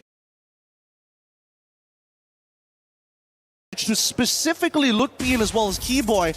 I think that's where you see a lot of the vision starts to narrow down. He's got to open the mind back up here. He's got to look for different angles. His main concern really is going to be Kelra and Kyrie. Once those go down, there's a good opportunity that Aurora can win the fight afterwards. Win a crown purchase from Kelra to make a play of his own here, but I'm trying to figure it out. Can Rosa actually find a good opportunity to stun someone? Because Kyrie never shows.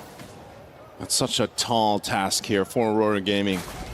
Playing on the back foot the past 10 plus minutes, or essentially this whole game. They're looking for a way to potentially turn this over in their favor, but there's just so much they have to do. They're gonna go ahead and scout out. I think the main point of contention is, do they actually try to contest this Lord when it comes up? You know, it's not gonna be evolved just yet unless for some reason ONIC delays it enough to go ahead and go through that, and I fear that if it is an evolved Lord, it's gonna be tough. But look at this pressure already up top. Immortality swapped in by TNC. Rapid Dryad used as well. Wait. So an attempt here, but now ONIC, what do they want to do? Look at the coverage. Look at the coverage for Lutbi as well as Sans. Beautiful push and pull here. TNZ able to bait out the Wrath of the Dryads, and honestly, ONIC, they don't mind. They're like, okay, sure, no Wrath of the Dryads. We want you to come to us, actually. We want you to come just when Wrath of the Dryads is about roughly 8 seconds, maybe even 12 seconds, and then we're gonna dance. We're gonna keep on dancing, because unfortunately for you, super minions are always gonna be knocking on your door, and we like to keep the porch clean. And they got a fanny. They can play the long lane if he wants to, right? Kyrie can go ahead, put pressure there if he needs to, but he's going to wait for this purple buff to be up. They know the Lord is up. They can delay it a little bit further if they want to. Aurora Gaming looks to go ahead and try to get in position here. I'm not sure if this is exactly what they want to do, but it just might be one last-ditch effort if they can. TNZ swinging around. ONIC knows it. Oh, the flicker forward. TNZ making his way to this fight. Can he turn it around? Pocket with the kick. It's on Kyrie. Immortality are going to be bopped. Kyrie's going to get out there. TNZ also trying to buy space, but Pagu falls, and now it's all falling apart. Winner crown with the blazing duet from Sigue, but it's not enough. Kelra gets a double. Aurora, they still have TNZ up, but Lunar on the disengage. This fight might just be over. Kyrie joining the fight, cabling on through. He has what he needs. He's going for TNZ.